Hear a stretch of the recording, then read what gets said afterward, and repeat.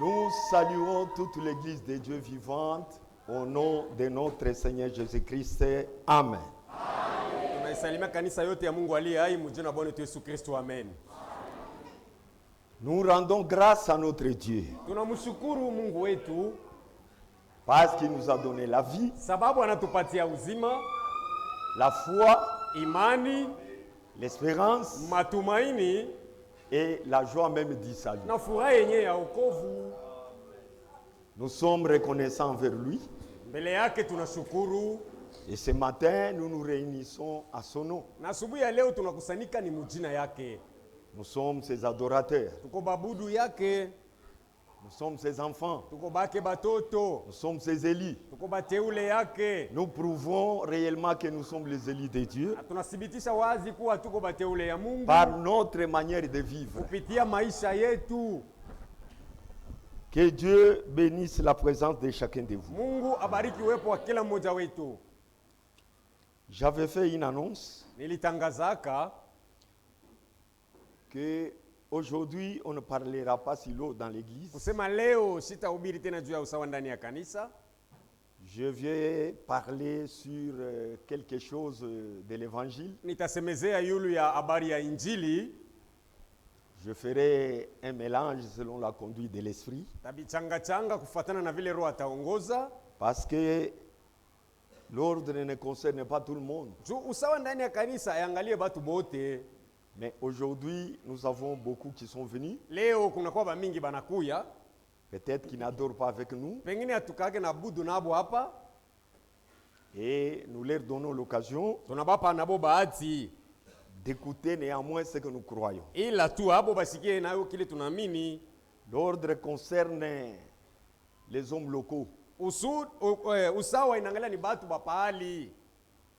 Mais il n'est pas défendu aux autres de l'écouter ou de l'entendre. Lakini haikatazio kubengine kuisikia na kuielewa. Nous avons seulement privilégié ce dimanche Tulibahatisha kutuijuma ya leo pour que nous parlions sur les choses très profondes kusudi tusemezee bitu bya upana qui vont nous aider dans notre position. byenye bitatusaidia kusimama kwa mzuri. Je ne sais pas si le frère Stani est là. Sijue kama ndugu Stani eko hapa. Le frère Stani Motard. Ndugu Stani mtembeza pikipiki. S'il est là, il peut se lever. Kama ndugu eko hapa anaweza kusimama buima.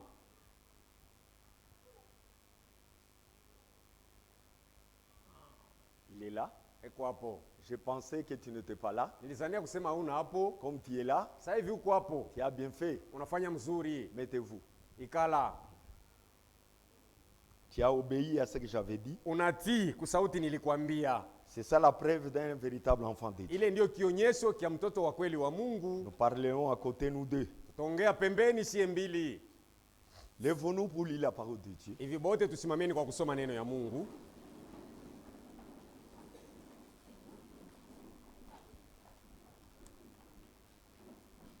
Nous prenons Matthieu 22. Tunabeba Mathayo 22.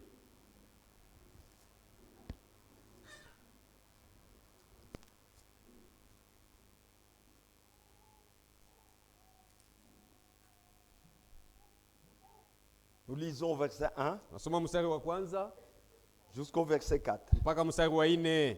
Jésus prenant la parole leur parla de nouveau en parabole et il dit, Yesu akachukua neno akabambia tena mfumbo akisema, le royaume des cieux est semblable à un roi qui fit des noces pour son fils. ufalme ya mbingu inafanana na mfalme moja alifanya karamu ya harusi kwa ajili ya mwana wake. Il envoya ses serviteurs appeler ceux qui étaient invités aux noces. Akatuma batumishi yake kwenda kuita balialikwa ku karamu ya harusi, Mais ils ne voulurent pas venir. lakini baalikwa hakupenda kuya. Il envoya encore d'autres serviteurs en disant, Akatuma batumishi bengine akiyabambia, dites aux conviés, voici j'ai préparé mon fête. mwambieni baalikwa kusema nisha maliza tengeneza karamu yangu. Mes bœufs et mes bêtes grasses Bangombe na banyama nono sont tués. basha uwawa. Tout est prêt. Kila kitu kiko tayari. Venez aux noces. Kuyeni tu kwa harusi. Une portion de toi. Une portion Une portion de toi. Oh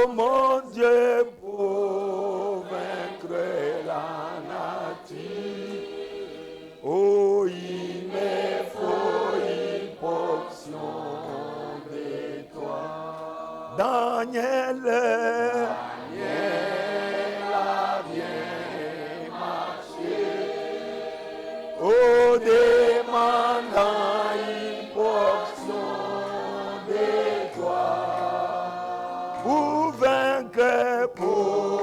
vaincre les lions. Il me faut une portion de toi. Branham Branham bien marché. Oh, Demandant une portion de toi. oh, vaincre pour vaincre la Odyssée. Oh, Il me faut une portion de toi. notre Dieu et notre Père, Mungu wetu na baba yetu, tu nous avais dit, ulituambiaka sans moi, vous ne pouvez rien faire. bila mimi hamuwezi neno lolote. C'est pourquoi, Seigneur, Ndiyo maana Bwana, nous venons à toi, tunakuja kwako afin que tu puisses nous donner ili utupatie ce qui est nécessaire yenye kuwa ya mafaa pour vaincre la Odyssée. ili tumuwine Laodikia Dans tous les âges, mu vizazi vyote, tous tes enfants, batoto yako bote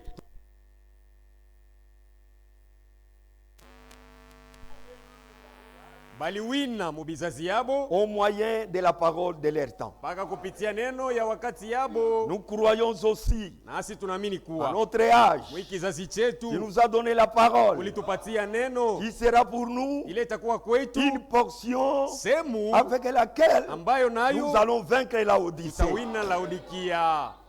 Aide-nous à comprendre cela. Tusaidie kuielewa, Bénis chacun de nous. mbaki kila mmoja wetu, Bénis ce que nous venons de lire. mbaki ile tunatoka kusoma, Donne-nous le contexte vrai. tupe amana ya Guide kweli jusqu'à la fin. mwanzo mpaka Au nom du mwisho. Saint Jésus-Christ. Jina Bwana Yesu Kristo. Amen. Amen. Mettez-vous mes bien-aimés. Kaeni bapendwa yangu, Je suis content de vous avoir nombreux. nafurahi kumiona wengi Que le Seigneur vous bénisse. hivi. Bwana mibariki.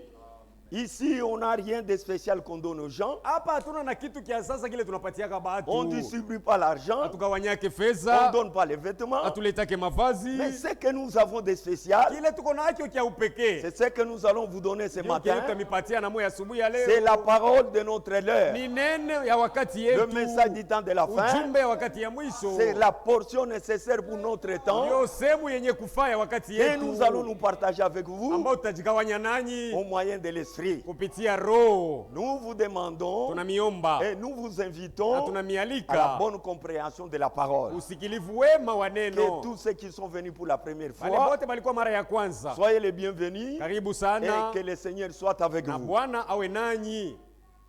Je continue à lire. Naendelea na usomi. Nous prenons maintenant Luc. Tunabeba sasa barua ya Luka. Je pris des écritures par-ci par-là Nilibeba tu maandiko hapa na hapa pour compléter la pensée du jour. juu ya kuongeza kwa mawazo ya siku. Nous prenons maintenant Luc, Tunabeba Luka, Luc 14. Injili ya Luka 14. Nous lisons au verset 17. Tunasoma mstari wa 17. Ici, nous venons de lire. Hapa tunatoka kusoma, Il y a un roi qui a organisé un festin. kulikuwa mfalme mmoja alitashaka karamu yake, Pas n'importe quelle sorte de na festin, sio karamu ya aina yote, mais le festin de noces. karamu ya harusi ya ndoa. Ni C'est-à-dire, kusema son fils est marié mtoto wake alioa et il a lancé les invitations. na alituma mialiko. Et nous voyons là au verset 4, Tunaona mstari wa 4 pale, on a envoyé les gens balitumaka batu pour aller appeler les conviés. kwenda kuita benye kualikwa, Mais ils n'ont pas voulu. lakini baalikwa Nous balikatalaka. complétons cette même Ni pensée mawazo moya moya dans tunaongeza Luc 14 na Luka au 14 verset 17. mstari wa 17. À l'heure du repas, Wakati ya chakula ya il envoya magharibi son serviteur dire aux conviés, akamtuma mtumishi wake kuambia balikwa, venez, kujeni car tout est déjà sababu prêt. kyote kiko tayari. Mais tous, unanimement, Lakini bote pamoja se mirent à s'excuser. wakaanza kuomba radhi. C'est ici où il y aura notre Ndio problème. patakuwa mambo yetu Ils hapa, se mirent à s'excuser. wakaanza kuchola Le chola. premier lui dit, Wa kwanza alimwambia, j'ai acheté un champ nishauza shamba hapa, et je suis obligé d'aller le voir. ninapaswa kwenda kuiona, Excusez-moi, je t'ai pris. nisamee na kusi. Un autre dit, Mwingine j'ai akamwambia, acheté 5 paires de bœufs nauza bangombe 10 sasa et hivi, je vais les essayer. napenda kwenda kubapima, Excusez-moi, je t'ai pris. nisamee na kusi. Un autre dit, Mwingine akamwambia, je viens de me marier natoka et kuoa, c'est pourquoi je ne puis aller. ndio maana sitaweza kuya.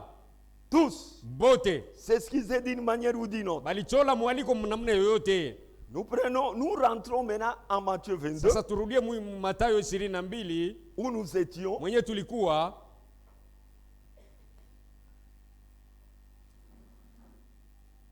Maintenant, nous lisons au verset 14. Some mstari wa 14.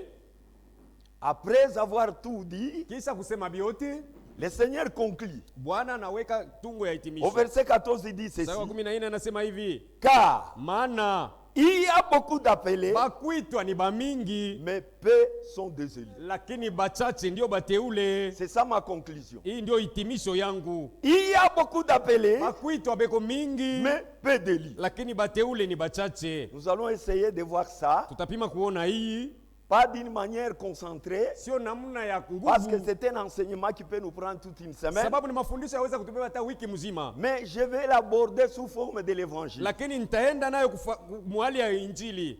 Et c'est un parabole. Na hii ni fumbo, Un parabole qui est réellement quelque chose qui doit, qui sera manifesté dans notre temps. fumbo ambayo itaonekanaka mwi wakati yetu nakuwa kweli. Et quand Christ parlait en parabole, Na wakati Kristo alikuwa anasema hapa mfumbo, c'était des exemples concrets ilikuwa ni mifano alikuwa analeta, qui se passaient réellement dans les vies des gens. ilikuwa nafanikanaka hakika mu maisha ya batu, Et aujourd'hui, ça se fait aussi spirituellement. na leo inakuwa napitakana mukiroho. Et quand nous regardons aujourd'hui dans le monde, Tukiangalia leo mwi ulimwengu, ceux qui ont des amis, bale beko na barafiki, des frères et sœurs, banduku na badada, qui ont des cousins, benye kwa na banduku qui ont yabo, des oncles, beko na bajomba, ces gens-là bale batu aiment souvent d'être invités à leur fête. kila mara banapendaka babalike kumakaramu yabo. Beaucoup aiment être invités. Bamingi banapendaka kubaalika. Quand on ne les invite pas, Wakati hababaliki, ils s'apprennent à celui qui a organisé la fête. banakasirikia ule mwenye alitengeneza karamu yake. On commence parfois à dire, Mara ngine banaweza hata kusema je te regrette mon frère. na kuzunikia ndugu yangu. Est-ce que c'est toi qui peux faire comme ça? Je, ni wewe unaweza kunifanyia mie hivi? M'oublier à une telle fête. Kunisabu kukaramu sawa na hii? En tout cas, je regrette. Kweli infiniment. na huzunika kabisa. Aujourd'hui, beaucoup de gens, Leo batu mingi, quand on ne leur donne pas les invitations à la fête, wakati abamupe mwaliko ya karamu, ils sont attristés. anahuzunika. Ils y regrettent. Eko anahuzunika. Pour eux, Kwake ils ye, n'ont pas été considérés. kusema abakumubeba na mafaa, abamwone emo. Pour eux, Kwake ye, ce sont les gens oubliés. ni mutu mwenye kusaulika. Si nous voyons les choses clairement, Ukiangalia mambo waziwazi, même si moi j'organisais une fête, hata mie huyu nikitengeneza karamu, ça ne serait pas possible d'inviter tout le monde. haitawezekana kuita batu bote. Pas seulement de cette église, Haina paka tu bamui kanisa, les membres aussi de la famille. na bana memba ya familia ya mwili. Personne ne saura les faire. Hakuna taweza kumaliza Tu bote. vas les mettre où? Utebaweka wapi? Tu auras quelle quantité de nourriture à donner? Na ni idadi gani ya chakula utakuwa nayo kubapatia? Ça sera difficile. Itakuwa shida. Mais il y a un roi Lakini kuna mfalme mmoja, qui est au-dessus de tous les rois. ye mwenye kwa juu ya bafalme bote, Il est plus grand que tous les rois. mkubwa kuliko bafalme bote. Lui Ye a la capacité eko na uwezo d'inviter tout le monde, ya kualika batu de bote, nourrir tout le monde. kulisha batu bote. Chez lui, Kwake, chez lui à la fête. kwake Il y a kukaramu, la place pour tout le kuna monde. nafasi ya kila Il y a mmoja, les repas pour tout le kuna monde. chakula ya kila mmoja. Ces rois-là, Ule mfalme c'est le très intelligent de la ni terre. mumbaji wa mbingu na Il nchi. y a la place pour tout le monde. Kuna nafasi ya kila mtu, Les invitations sont là. mialiko tayari iko, Chacun doit être invité. kila mmoja anapasha kualikwa. Lui n'a pas de discrimination. Ye hana na ubaguzi, Lui n'a pas de choix à ye faire. hana na chaguo ya kufanya. Son problème en est que Shida yake ni il a tant aimé le monde alipenda sana et il a ulimwengu envoyé son fils na unique kumtuma mwana afin kaupe que quiconque croit ne périsse point, qu'il ait la vie éternelle. ila upate uzima Ça, wa c'est une milele. invitation Hii générale ni mwaliko ya ujumla ya batu bote, pour quiconque veut. kwa yeyote anataka Il ira aux noces de l'agneau. ataenda kukaramu ya harusi ya mwana kondoo. Alléluia. Ndio Mais nous voyons que tunaona kuwa Pendant cette invitation, wakati ya ile mwaliko il y a eu des esquisses. kulikuwa batu balichola chola. C'est ce que nous voyons même aujourd'hui. Vile tunaonaka na leo. Aujourd'hui, Leo les gens ne sont pas différents de ceux qui étaient invités à ce temps-là. batu wabale wabachana ne bali balialikwa mwile wakati ya Yesu. Vous allez dire, Mutasema, ah, si moi j'étais là, mimi ningelikuwa mwile wakati je devrais aller répondre. nilipasha kwenda kuichika La kumwaliko. position que vous affichez aujourd'hui, Kile uko naonyesha leo, c'est celle dont vous devriez avoir ce kile temps-là. ulipasha kuwa hata ile wakati. Ce n'est pas différent. Apachane, Ce n'est pas différent. abiachane. Mais aujourd'hui, nous sommes invités à quoi? Lakini leo tunaalikwa kunini? Nous sommes invités à communier à la parole de Dieu. Banatuita kwenda kushiriki kuneno ya Mungu. C'est les mêmes invitations que ces gens-là ont Ni reçues. mwaliko ile bale batu wa mbele balipokeaka. Nous les recevons aussi à notre temps. Na sie wakati yetu hii tunaipokea ile Mais mwaliko. regardez comment les gens vivent. Sasa angalieni ngisi batu bako banaishi. Toujours des esquisses. Paka kukwepa. Frère, Chola, banduku. si vous ne me voyez pas, Kama mnione c'est ko parce que. ni juu. Si je n'étais pas Kama venu, sikuguya, c'est parce ni que. juu. Si vous me voyez absent, Kama mnione menalofwa. c'est parce que. Ni juu. Toutes ces choses-là, Vyote ce bile sont des esquisses ni kuomba radhi tu. que eux en ont eu à leur temps. Ile bale bambele balifanya. Nous les avons aussi Na aujourd'hui. sie leo tuko tunaifanya. Ce n'est pas différent. Apachane. Ce n'est pas différent. Hapana utofauti. Mais ce matin, Lakini asubuhi ya je leo voudrais attirer votre napenda attention. kuvuta angalisho yako. Les esquisses Kuomba radhi ne vous donneraient pas une faveur devant le Seigneur. hakutakupa sheria mbele yake Bwana. Dieu aura toujours raison dans toute sa vie. Ni Mungu atabakia na sheria mu maisha yetu yote.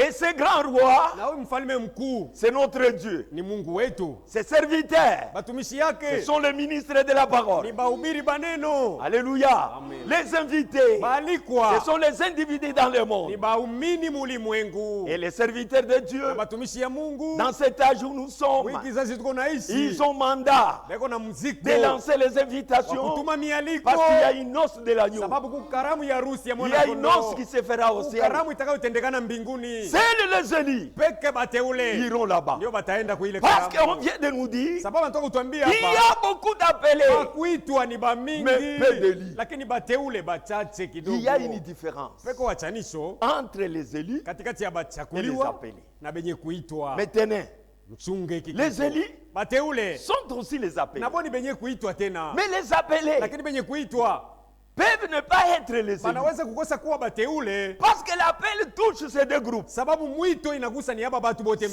mbili. appel touche les deux groupes Mwito inaenda kwa kunzi yote qui mbili sont les élus yenye kuwa bateule et les appelés. na benye kuitwa. Tous Bote sont appelés. banaitwa. Mais dans ce groupe, Lakini mwile il nkunzi y a un yabo groupe qui se dégage. uko nkunzi ile natoka amo Ce tena sont les élus. ni bateule. Les élus Bateule abo ont une vie spéciale. beko na maisha ya upekee.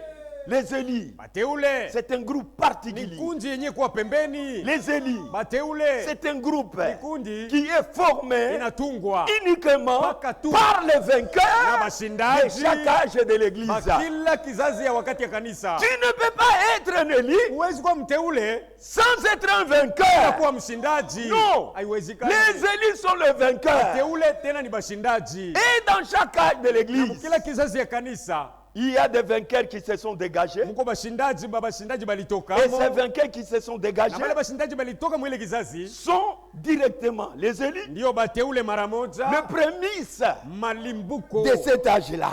ya ile kizazi. Prenons Apocalypse chapitre 2. Tubebe Ufunuo sura yake ya pili. Ce n'est pas tous ceux qui m'appellent Seigneur, Seigneur qui So entreront. bote bananita Bwana Bwana watakaingia. Gardez cela en tête. Tungeni mambo kichwani mwenu.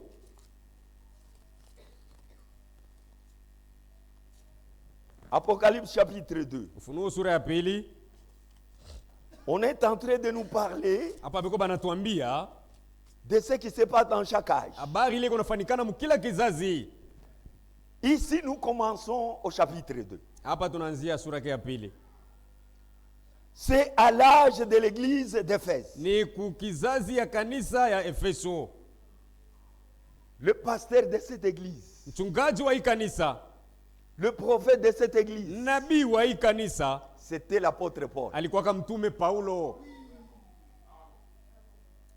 avec l'église d'Éphèse. kukanisa ya Waefeso. À la fin Kumwisho de chaque âge, kila kizazi il est dit ceci, banasema hivi au verset 7. mstari wa 7, Que celui qui a des oreilles kumbe mwenye kuwa na masikio entende ce que l'Esprit dit aux églises. asikie kile roho yako anasema kumakanisa. À celui qui vaincra, Kwa ule atakayeshinda je lui donnerai à manger nitamupa kula de l'arbre de vie kumuti wa qui uzima est dans le paradis de Dieu. enye kwa mparadiso ya Mungu. Voici les cadeaux des élus Hii ndio matabisi ya dans l'âge de bateule l'Éphèse. mu kizazi ya Efeso. Quand nous allons dans l'âge de Smyrne, Tukienda mu kizazi ya Smirna au verset 11, mstari wa 11 il est dit encore ici anasema tena hivi, que celui qui a des oreilles mwenye kuwa na masikio entende ce que l'Esprit dit aux asikie kile églises. roho anasema kumakanisa. Celui qui vaincra Atakayeshinda n'aura pas à souffrir la seconde mort. hataweza kuteseka tena pa mauti ya pili. Mon frère, ma Ndugu soeur, yangu dada, il y a des sortes de kwa morts. mauti mara mbili. La première mort, Mauti ya kwanza nous mourrons tous, tuko nakufa bote, chrétiens, Bakristiani, païens, mapagano, petits, batoto, vieux, bazee, grands, makubwa, riches, tajiri, pauvres, maskini, blancs, mzungu, noirs, mweusi, tous, sie bote nous mourrons. tuko tunakufa kwa mauti ya kwanza. Que vous soyez chrétien ou Uwe pas, mkristiani wala hapana, vous allez mourir. utakufa tu.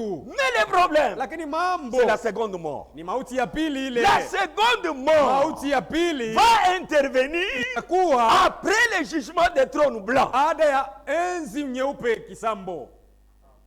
C'est à partir de là Kuanzia pale que les livres seront ouverts vitabu vitafunguliwa et que chacun de na nous kila mmoja wetu sera jugé atasambishwa d'après les choses qui sont écrites dans les livres. kufuatana na matendo yenye kuandikwa ndani ya kitabu chake. Nous y arriverons. Tutafika hako Parce que je vais invoquer ici les livres. sababu hapa nasema mambo ya vitabu. La seconde mort Mauti ya pili n'atteindra jamais les élus. haiwezi kushika bateule kamwe. Amen. Les véritables croyants Baumini ba kweli sont les élus de Dieu. ni bateule ya Mungu. Ils ne mourront jamais de la seconde mort. Abatapitia pa mauti ya pili kamwe. Et en quoi consiste la seconde Na mort? mauti ya pili iko ni munini? C'est la mort de l'âme. Ni kufa kwa nafsi. C'est la mort de l'âme. Kufa kwa nafsi. Là, vous mourrez maintenant éternellement. Pale unakufa lote milele. Séparé de Dieu. Unatenganishwa na Mungu lote. Terminé pour toi. Unaisha kwako. Pendant que le Seigneur nous donne encore le souffle de vie, Wakati Bwana anatupatia kupumzi ya uhai, vous avez toute l'occasion una nafasi yote de connaître votre ya position. kujua ni wapi unapaswa Si kusimamia. vous êtes un élu Kama ou kumteule vous êtes un appelé. wala mwenye kuitwa tu. Il y a une prédication que Frère Branham a donnée. Huko mahubiri ndugu Branham alihubiri 3 sortes de croyants. aina tatu ya baumini. Ces groupes-là, Ile mankunji même aujourd'hui dans cette église, hata na leo mwi kanisa nous les avons. ikuamo. C'est un groupe qui ne manque jamais. Mankunja ikosake Même kamwe. au temps de Jésus, Hata mu wakati ya Ce Yesu groupe-là était ile là. mankunji tatu ilikuwa au hapo. temps de Moïse, Wakati ya ce Musa groupe-là ile était là. mankunji tatu ilikuwa hapo. Même aujourd'hui, Hata na ce leo groupe-là est là. yale mankundi yamo humu. Mais je ne sais pas dire, Lakini sitaweza kutaya c'est toi, ni weye c'est l'autre, ni ule ou c'est celui-là. wala ni ule. Non. Hapana, Chacun kila a les mmoja talons de mesure en lui. eko na mizani ya kipimo ndani mwake. Dans les 3 sortes de Hii croyants, aina tatu ya baumini, nous avons les véritables tuko croyants. na baumini ba kweli, Ce sont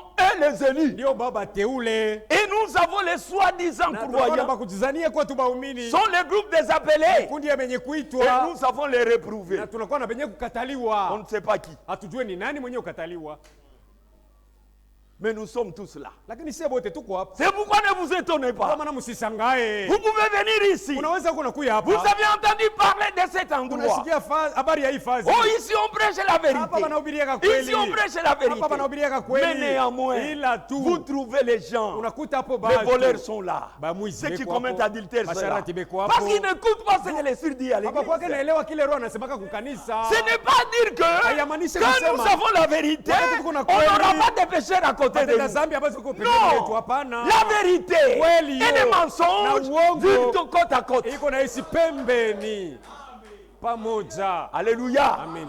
La vérité Ukweli et les mensonges na uongo vivent côte à côte. iko inaishi sambamba. Dans les jardins d'Éden, Bustani ya il y Edeni, avait l'arbre de vie palikuwa mti wa et uzima l'arbre de la na connaissance du bien et mti du wa mal. ufahamu Ils wa mema vivaient na tout à mabaya. côte. Ilikuwa inaishi Au pamoja. temps de Jésus, Wakati ya Yesu, Jésus était là, Yesu Judas alikuwa pale, était aussi là. Judas naye Ils alikuwa vivaient hapo. côte à côte. Walikuwa naishi pamoja. Dans les jardins Bustani ya d'Éden, Edeni. Abel était là, Caïn était Abel là. alikuwa hapo na- Même Caïn aujourd'hui, alikuwa hapo na les vrais leo. et les faux sont ici. Bakweli na babongo beko hapo.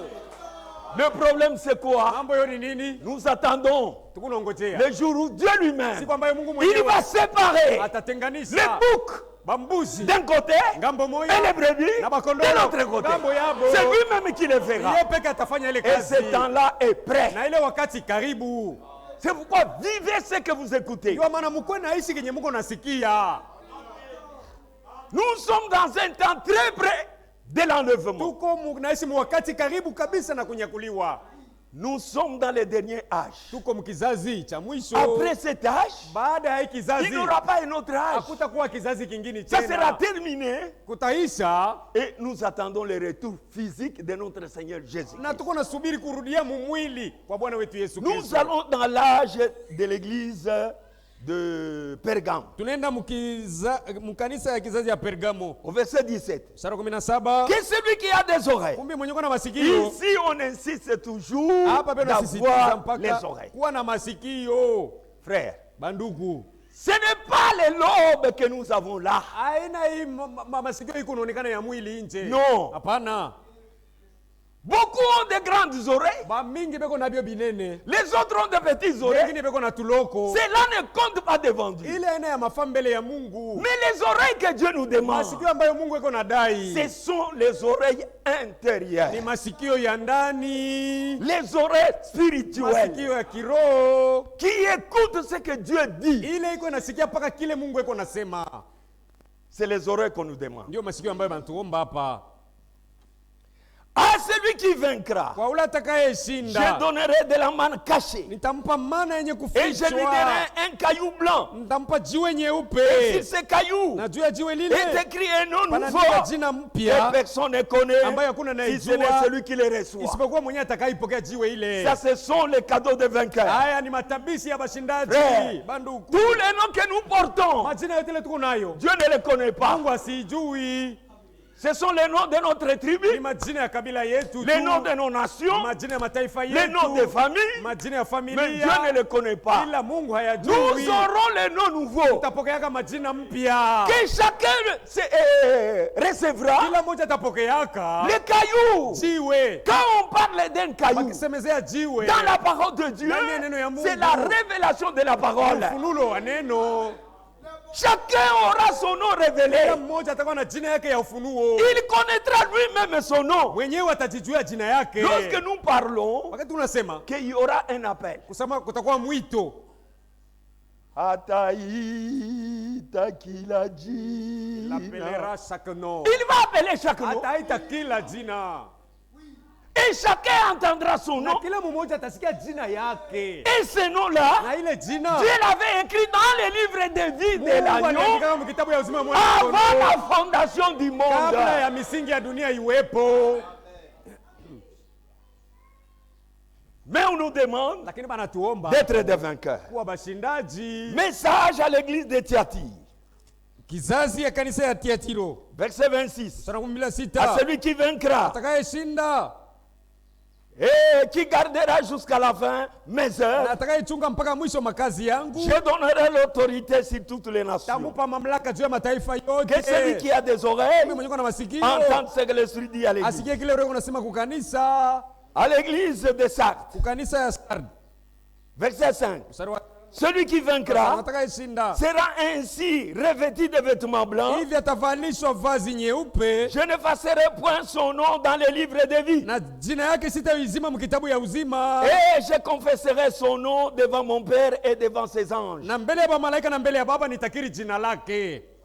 Celui qui vaincra, Atakayeshinda celui qui a des mwenye oreilles, kuwa na masikio qu'il entende ce que l'Esprit dit aux églises. asikie kile roho anasema kwa makanisa. Église de Philadelphie, Kanisa ya Philadelphia. verset 7. Mstari wa 7. Verset 12. Celui qui vaincra, 12, atakayeshinda je ferai de lui une colonne dans les temples de mon Dieu. nitamfanya kuwa nguzo mwekalu ya Et il Mungu n'en sortira wangu plus. na hatatokaka tena. J'écrirai sur lui le nom de mon Dieu Juu yake nitaandika jina ya et Mungu le nom de la wangu ville de mon Dieu, na jina ya mji wa Mungu de la wangu, nouvelle Jérusalem Yerusalemu qui mupya descend du ciel d'auprès de mon Dieu, inayoshuka toka mbinguni karibu na Mungu wangu, et mon nom nouveau. na jina yangu Qui celui mupya. qui a des Mwenye oreilles kuwa na masikio entende ce que dit asikie kenye l'Esprit à l'église. Roho iko anasema kwa makanisa. Maintenant à notre âge, Sasa mkizazi yetu c'est nous de ni Laodicée. sie ba Mlaodikia. Amen. Amen. Nous sommes de Laodicée. Tuko ba Mlaodikia. Message à l'église de Laodicée. Ujumbe ku kanisa Laodikia. Qu'est-ce qui est dit là-bas Banasema hapo nini? au verset 20? 12. Voici, Angalieni. je me tiens à la porte. Mimi mnasimama Et je mlangoni frappe. na nakonkola. Si quelqu'un entend ma voix Mtu akisikia sauti yangu et ouvre la na porte, kufungua mlango, j'entrerai chez lui. nitaingia Je kwake, souperai avec takula naye chakula ya lui et lui magharibi, avec naye moi. atakula na mie.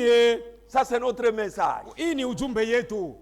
Dieu nous a promis, Mungu alituahidi, parce que nous sommes dans un âge sababu tuko mkizazi où Jésus est jeté à la porte. kile Yesu ashafukuzwa nje ya mlango. Les gens ne veulent plus de lui. Watu hawamtaki tena.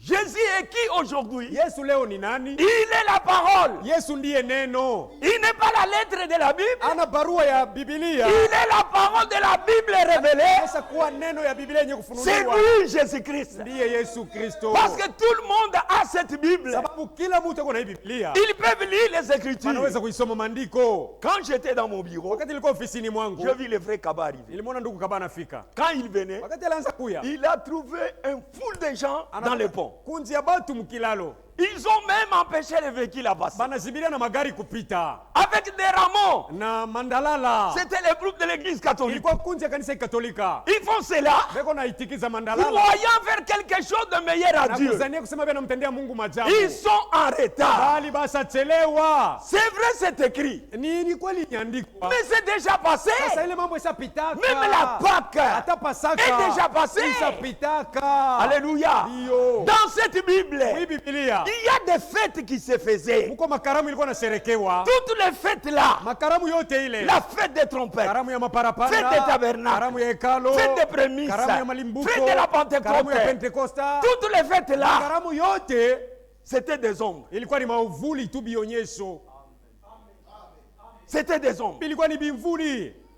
Cela montrait que Ilikuwa naonyesha kuwa l'église véritable de Dieu kanisa ya kweli ya Mungu passera par cette période itapitia mukile kipindi pour sa marche juu ya safari yake jusqu'à la fin. mpaka na kumwisho. Les âges que nous venons de lire, Hivi bizazi tunatoka kusoma Les nyakati- âges des églises. nyakati ya makanisa.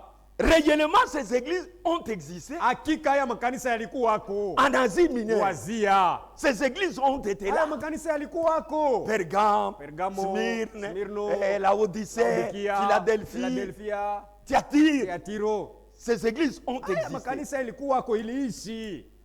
Mais c'est une ombre de ce que l'église réelle vit aujourd'hui. Ilikuwa ni uvuli ya ile kanisa ya kweli itakuwa naishi leo. Maintenant, chaque âge de l'église Sasa kila kizazi cha kanisa avait son caractéristique. kilikuwa na tabia yayo. Cet esprit qui caractérisait l'âge, Ile roho ilikuwa nafafanusha ile on le kizazi. trouvait dans l'église pendant sa marche. Ilikuwa napatikana ndani ya kanisa wakati ya safari ya Prenons kanisa. notre âge à nous, Tubebe kizazi yetu hiki. l'âge de la Odyssée. Kizazi ya Laodikia. L'esprit qui a caractérisé cette église en ce temps-là, Ule roho alifafanusha ile kanisa mwile c'est ce wakati. que nous voyons aujourd'hui. Ni ule roho tuko tunamuona na leo. La Odyssée. Laodikia. Que veut dire la Odyssée? Laodikia maana yake C'est nini? l'âge de la femme. Ni kizazi ya mwanamke. L'âge où la femme règne. Wakati ambaye mwanamke anamiliki. Regardez partout. Angalieni fazi yote. Oh, l'émancipation. Oh, kueneana kwa mwanaume na L'égalité mwanamke. de l'homme et de la Mwanaume femme. na mwanamke wanapasa kwa pamoja. Aujourd'hui, Leo, on a des femmes ministres, kuko banamke les mawaziri, femmes présidentes, banamke raisi, les femmes opérateurs, banamke batembeza les magari, femmes, les femmes, les femmes, les mwanamke femmes. mwanamke. C'est quoi? Ni nini C'est yote? l'âge de la Sababu femme ni kizazi ya wakati où la mwanamke. femme est en train d'être manifestée. Ule mwanamke kwa naonyeshwa. Pour nous, Kwetu qui sisi, avons des oreilles benye kwa na et qui masikio, avons des yeux, benye kwa na quand macho, nous voyons ça, nous tukiangalia, disons que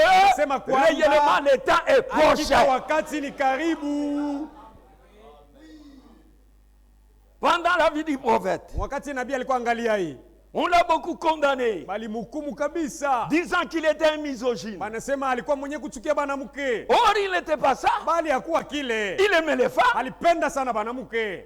parce qu'eux aussi avaient droit au salut. Nabo banamuke balikuwa na ruhusa ya kuokoka. Mais il condamnait Ila alikuwa na hukumu ceux qui voulaient valoriser la femme dans l'église et dans le monde. bale balipenda kuleta bei kabisa ya mwanamke mkanisa na ndani ya Frère Branham ulimwengu. disait ceci: Ndugu Branham alikuwa anasemaka hivi. la place de la femme Kazi ya mwanamke n'est pas au bureau. haina ofisini. La place de la femme Kazi ya n'est mwanamke pas dans les véhicules. haina mugari. La place de la Kazi femme ya n'est mwanamke pas même dans les commerces. haina tamu biashara. La femme, Mwanamke sa place, kazi yake c'est à la maison. nyumbani. C'est ça le message. Ndio ujumbe hii. C'est ça la place de la femme. Ndio fazi ya mwanamke. Aujourd'hui, Leo on trouve les femmes unakuwa na banamuke dans les bureaux partout. ofisini mahali pote. Et les femmes qui travaillent souvent dans les bureaux, excusez-moi mes sœurs, Badada nisameni bale wanatumika kama ofisi zaidi. regardez ces femmes-là. Mwangalieni mzuri bale banamuke. Ils ont perdu la féminité. Basa poteza hali ya kike. La féminité est partie. Haya bwanamuke isapotea. Ils ne craignent même pas les hommes. Aba ogopaki na banaume tena. Ce sont des femmes à caractère vraiment, je ne sais pas comment Ni déterminer banamuke ça. biko na tabia ambayo siwezi kufasiria. Cette femme-là, Ule wa vile elle peut te fixer même 3 minutes dans les yeux comme anaweza ça. kuangalia wewe mwanaume macho dakika 3. Oh, ça, ce n'est pas l'art d'une femme. Bali ile sio hali ya mwanamke. La femme véritable, Mwanamke wa quand elle kweli regarde un homme, akiangalia mwanaume mumacho 30 secondes, madakika elle détourne les regards. masekunde 13 anaangalia Parce que chini. ça ne peut pas être compatible. Sababu hawezi kuambatana. Mais dans cet âge, Lakini mwiki kizazi avec tous les démons que nous na avons, mapepo mchafu yote isha yalamo. les femmes, Banamuke ils ne se tiennent de rien. hapa situke kitu tena. C'est une honte. Leo ni haya. Vous voyez les femmes dans la police, Taona mwanamke mkazi ya kiaskari polisi. pendant qu'il y a des hommes qui chôment, Wakati ile banaume beko balofu bana kazi. mais on favorise des femmes. Lakini banapatia nafasi banamuke. Vous les trouvez dans les bureaux, Utabaka kuta ofisini. on les tape même sur les épaules, Bako na bapiga na pa mabega ils hapa. s'en foutent. Asisituke lwake. Où est-ce que nous allons? Tuko tunaenda wapi kumbe? C'est pourquoi Dieu a donné ce message. Ndio maana Mungu alileta hii ujumbe. Pour nous faire retourner à l'originalité. Iturudishe hapo awali. Laodicée, l'âge de la femme. Laodikia kizazi ya mwanamke. Jésus est jeté à la porte Yesu ashatupwa nje ya mlango avec des rameaux. na mandalala. Oh, c'est Jésus qui entre à Yesu Jérusalem. kwenye Yerusalemu. Ça, c'est l'idolâtrie. Ile tu ni mabudu ya sanamu. Ils prennent même ces rameaux-là, Anabeba na ile mandalala. ils ya vont les mettre matawi. dans leur maison, Wanaenda kuiweka na mumanyumba même sur la kuichomeka. porte, Hapa mlango. comme quoi Zania c'est la kusema protection de la ndio maison. ukingo wa nyumba ile. Parce que ces rameaux-là Sababu ile mandalala a été coupé au nom de Jésus. ilikatwa mujina ya Yesu. Vous vous trompez. Uko mnajidanganya. Les démons sont en train de rire de vous. Mademona mwile namuna iko na michekelea tu. Frère, Banduku, c'est grave. ni hatari. Et avec tout cela, regardez même ces troupes-là, Na biote bile mwangalie ile mankunzi yenyewe. composées des oiseaux impies. Muko bandege bachafu tele. Tous les hommes de l'église catholique. Batu bote wa mkanisa Katolika. C'est ça que la Bible dit. Ni kile Biblia inasema Babylone la grande, Babeli mkuu elle est tombée. anesanguka. C'est pourquoi l'ange a crié, Ndio maana malaika sortez du milieu d'eux. Tokeni Sortez, miongoni mwake. sortez. Tokeni, tokeni. Pourquoi? Juu ya nini? Elle est devenue Sababu anakuwa un demeure des oiseaux impies. kao ya bandege bachafu. Les corbeaux Bakunguru sont là. bekwamo mule. Les chauves-souris Bapoko sont là. tayari. Tous les oiseaux impies Bandege bachafu bote sont là. beko mukile Les kibanda. moineaux sont là. Beko mukibanda Les oiseaux kile. impies. Bandege bachafu. Et Dieu a dit sortez. Mungu yeye anasema mwe mtoke. Ne participez pas à ce péché. Usisiriki hata kuzambi yake. Ne touchez même pas ce qui est impie. Usiguse hata kile kiko kichafu. Alors moi Dieu je vous Pale accueille. mi Mungu nitamikaribisheni. Ils lisons la lettre. Beko tuna maandiko. Jésus est entré à Jérusalem. Yesu anaingia mu Yerusalemu. Mais où est l'esprit de cette lettre? Roho ya hii andiko iko wapi? La lettre est tue, Andiko iko naua, mais l'esprit donne la vie. ila roho anatia uzima. Il n'y a pas de fête que Dieu nous a dit de commémorer. Hakuna karamu ambayo Mungu alituambia kusherekea. Il n'y en a pas. Hainako. Quand on parle de la fête de Pâques, Tukisemeza karamu ya Pasaka. nous, Christ, c'est lui notre Pâques. Kristo ndiye Pasaka yetu siye. La Pâques même veut dire Pasaka yenyewe maana yake la délivrance. ufungulivu. Les gens qui fêtent mais qui ne sont pas délivrés. Bale beko banasherehekea ile karamu lakini hawajafunguliwa C'est la bado. délivrance. Ni ufungulivu Nous Pasaka. quittons de la mort à la vie. Tunatoka kulufu kwenda Nous kuuzima. quittons de l'état pécheresse à la Tunatoka sainteté. kwa lia zambi kwenda kutakatifu. C'est ça la Pâques. Ndio Nous Pasaka. sommes délivrés. Mais Tushafunguliwa. regardez ce que les gens font. Mwangalieni kile batu beko banafanya hapo. Nous avons un seul jour que nous commémorons. Sisi tumekalanga na siku moja tu ambayo tunakumbukaka. C'est le dimanche. Ni Jumapili hivi Pourquoi? leo. Juu ya C'est le nini? jour où le Seigneur était Ni ressuscité. siku ambayo Bwana wetu alifufukaka. Le premier jour de la semaine. Siku ya kwanza ya Ce n'est wiki. pas le lundi. Sio Le Jumamosi. premier jour de la semaine, c'est le dimanche. Siku ya kwanza ya juma ni Le Mungu. Seigneur est ressuscité le dimanche. Bwana alifufuka hivi siku ya leo Juma. Pour notre justification. Juu ya kuhesabiwa haki kwetu. Et nous sommes contents de cela. Na juu ya ile sisi Quand nous pensons tunafurahiwa. à cette journée, Tukikumbuka hii pour siku, nous, ça devient une journée de kwetu commémoration. inakuwa ni siku ya kumbukumbu. Pas faire une fête. Sio kufanya karamu. Chacun de nous Kila mmoja wetu pense à cette journée. anaanza kukumbuka. hii Et siku. nous continuons. Na tuendelee na usomi. Les gens ont jeté Jésus à la porte. Batu basa mtupa Yesu nje ya Ils ont mlango. refusé Jésus en tant que la parole. Walimkataa Yesu muumbo ya neno. Maintenant, Sasa il est au dehors. anakuwa Il nje, commence à toquer. anaanza kukonkola. Il veut qu'on ouvre pour lui. Eko napenda bamfungulie. Ce matin, il toque à votre Ile porte asubuhi du anagusa cœur. mlango wa moyo Il wako. veut entrer. Anataka aingie. Parce qu'il est la parole. Sababu yeye ndiye Si neno. vous ouvrez, Ukimfungulia, il entrera. ataingia. Pour faire quoi? Fanye nini? Pour manger avec toi. Jua kule na weye. Pas un déjeuner. Sio Pas chakula ya un asubuhi, dîner. wala ya jua kati. Mais les Ni soupers. chakula ya magharibi. Au temps du soir. Wakati ya magharibi. Nous ne dînons pas. Hatukulake Au chakula soir, ya on jua ne dîne kati. pas. Magharibi hatukulake Au chakula ya soir, jua on ne kati. déjeune pas. Magharibi hatukulake Au soir, on soupe. chakula ya magharibi. Et la soupe du soir, Chakula ya magharibi. c'est la nourriture spirituelle Chakula ya kiroho. que Dieu nous envoyait Mungu à alitutumia. ce temps convenable. Ule wakati mwafaka. Et ce matin, na hii nous asubuhi sommes en train tuko de souper kula chakula avec ile le ya magharibi Seigneur pamoja na à Bwana sa table. kumeza yake. Parce que vous êtes des vrais invités. Juu mko balikwa bale bakweli. Celui qui vaincra, Atakayeshinda je le ferai asseoir avec moi. nitamwikalisha pamoja Sur mon nami trône. kwa enzi yangu. Comme moi j'ai vaincu, Vile mimi niliwina et je me suis assis avec mon Père sur mon trône, na nilikala na babangu pa enzi que yake. celui qui a des oreilles Mimi mwenye kwa na masikio entende ce que dit asikie kile l'Esprit à l'église. Roho iko naambia kanisa. Oui. Ndiyo. Nous de la Odyssée, Seba Mlaodikia. c'est nous qui vont s'asseoir Seba taikala avec notre époux pamoja na bwana harusi sur wetu le trône pa enzi yake pour juu juger ya kusambisha le monde. ulimwengu. Nous serons sur le trône. Tutakuwa pa enzi yake. Quelle grâce, Neema gani frère. bandugu? Même ces gens qui nous ont condamnés faussement, Hata bale balitushitaki bya bongo, nous les jugerons ce jour-là. siku ile tutabasambisha. Dieu va nous donner le pouvoir. Mungu atatupatia madaraka. Parce que la Bible dit, Biblia inasema, ne savez-vous pas je que hamjui les saints kuwa batakatifu jugeront la terre? atasambisha dunia? Est-ce que tu as déjà réalisé ça? Usavumbulaka ile kitu na weye Que tu vas juger la terre? kusema ni wewe utasambisha hii Que tu vas juger ce ulimwengu, monde? utasambisha ba ulimwengu? C'est terrible. Ni hatari. Les gens qui rejettent la parole, Bale batu beko banaikatala neno, vous allez les juger. mutabasambisha ni mweye. Ils verront votre valeur ce jour-là. Bataonaka bei yenu siku hii ya kisambo. Les saints jugeront la terre. Batakatifu bataisambisha ulimwengu. Ah, c'est très profond. Kweli ni ya upana kabisa. 1 Corinthiens 6. Barua ya kwanza ya Korinto sura 6.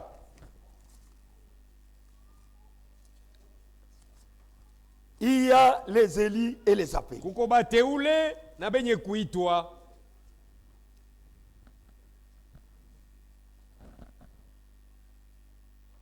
Verset 6. Mstari wa 6. Ne savez-vous pas que Je amjui kuwa les saints jugeront le monde? batakatifu batasambisha dunia?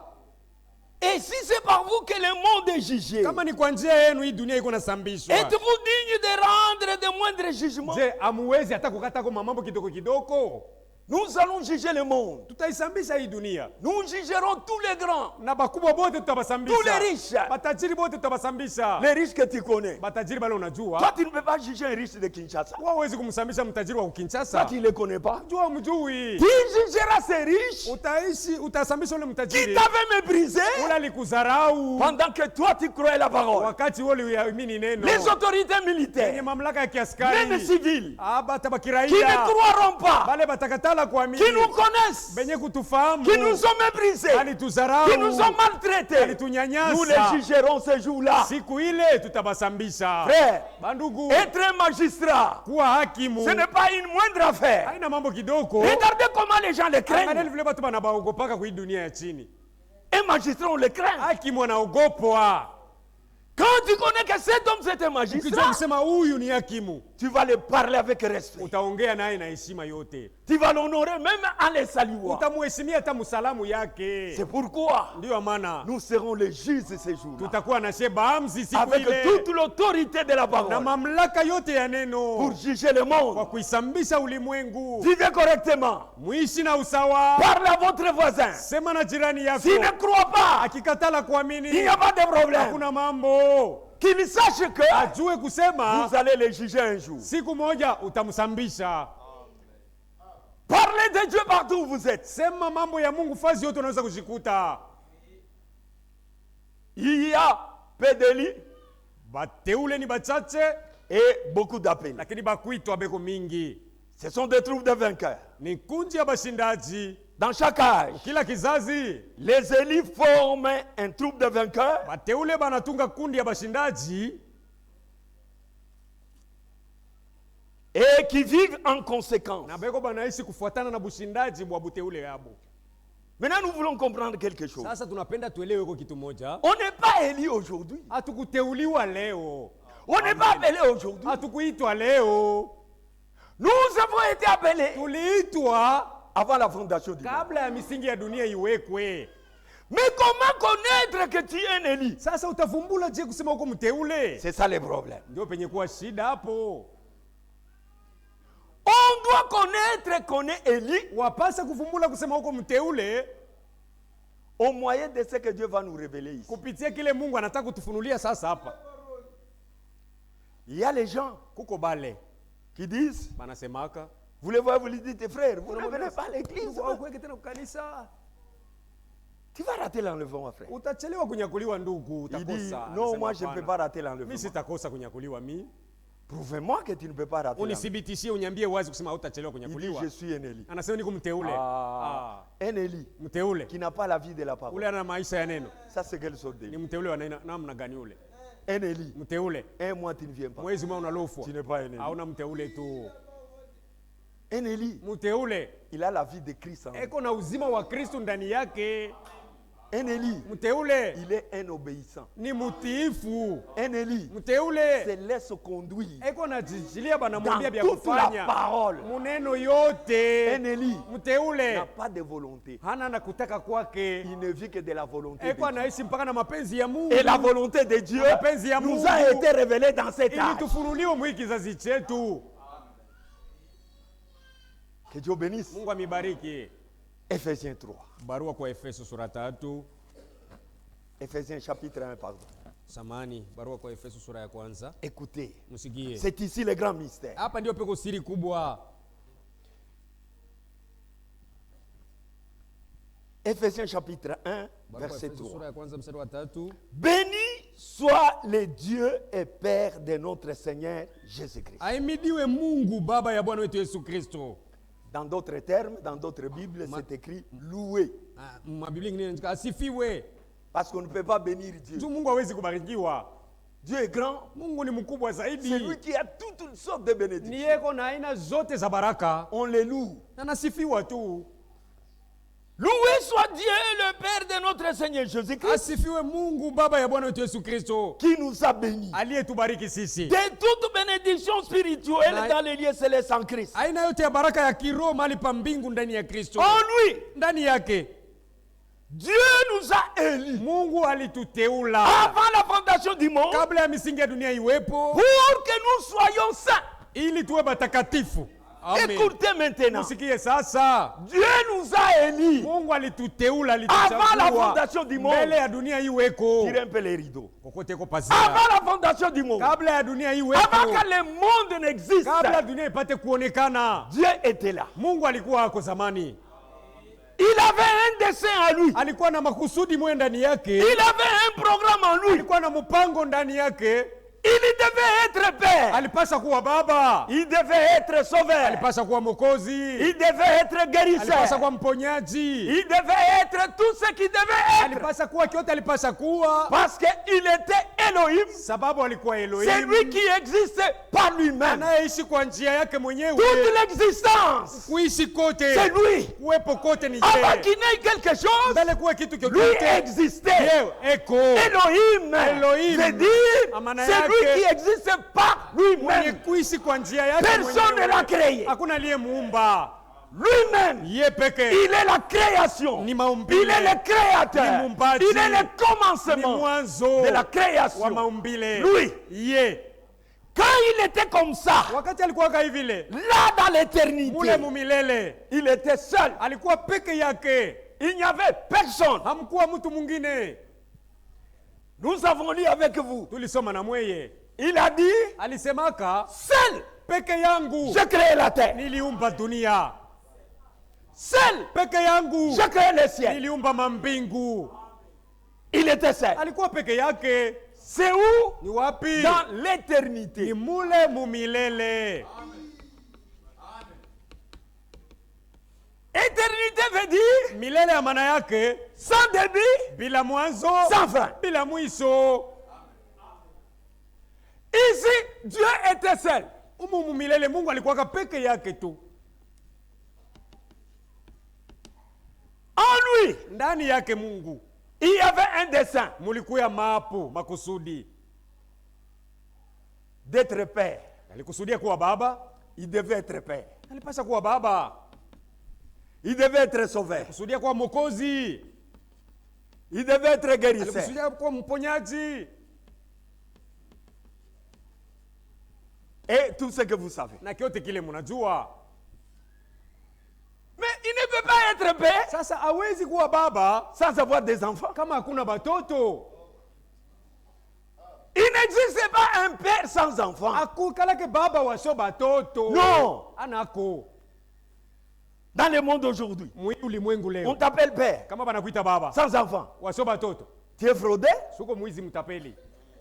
tu fraudes le nom de père. Unaibia tu jina ya bubaba. Un père, c'est celui qui a d'enfants. Baba ni ule eko na batoto. Et il devait aussi être père Na alipasa kuwa baba parce qu'il devait avoir les enfants. sababu alipasa apate ko batoto. Il devait être sauveur. Alipasa kuwa mwokozi. Mais sauver qui? Ataokoa nani? On ne peut pas être sauvé sans qu'il ait des gens perdus. Hakuwezi kuwa mwokozi kama hakuna benye kupotea. Il fallait qu'il y ait des gens perdus Ilipasa kuwe mbele bapotevu pour qu'ils soient sauvés. ili yawe mwokozi Ça, sasa. c'était des attributs. Aya ilikuwa ni makazi alikuwa nayo. Les attributs qu'il devait faire. Makazi ile alipasa kutimiza. Et il était guérisseur. Na alikuwa Il mponyaji. va guérir qui? Atamponya nani? Qui ne sont pas malades. Kama hakuna mgonjwa. Tout ça Yote hii était en lui. ilikuwa ndani mwake makazi yote. Et comme père, Sawa il baba. devait avoir des fils. Alipasa kuwa na batoto bakiume. Comme sauveur, Sawa mwokozi. il devait venir comme sauveur en Jésus-Christ. Alipasa kuwa mwokozi ndani ya Yesu Kristo. Comme guérisseur, Sawa il mponyaji. devait nous guérir toujours en Jésus-Christ. Alipasa kutumponya mpaka ndani ya Yesu Kristo. Maintenant, il fait un plan. Sasa anatunga mapu. Le plan d'Israël. Mapu ya wokovu. Il fait un plan d'Israël. Anapanga mapu ya wokovu. Là, Mule mapu mule. dans l'éternité, Mumilele il conçoit un plan. anatunga mapu yake. Il dit ces gens Anasema babatu, sur lesquels je serai père, bale nitakuwa baba yabo. sauveur et guérisseur. Mwokozi na mponyaji. Il faudrait que ces gens d'abord croient. Inabapasha kwanza bo baamini. S'ils croient, Bakiamini je les sauve. na baokoa. S'ils croient, Bakiamini je les guéris. na batunza. S'ils croient, Bakiamini je deviens leur père. na kwa baba yabo. Dieu fait un programme. Mungu anatunga mapu yake. C'est ce qu'on appelle Ni ile naitwa la préscience. kutangulia kujua kwake Mungu.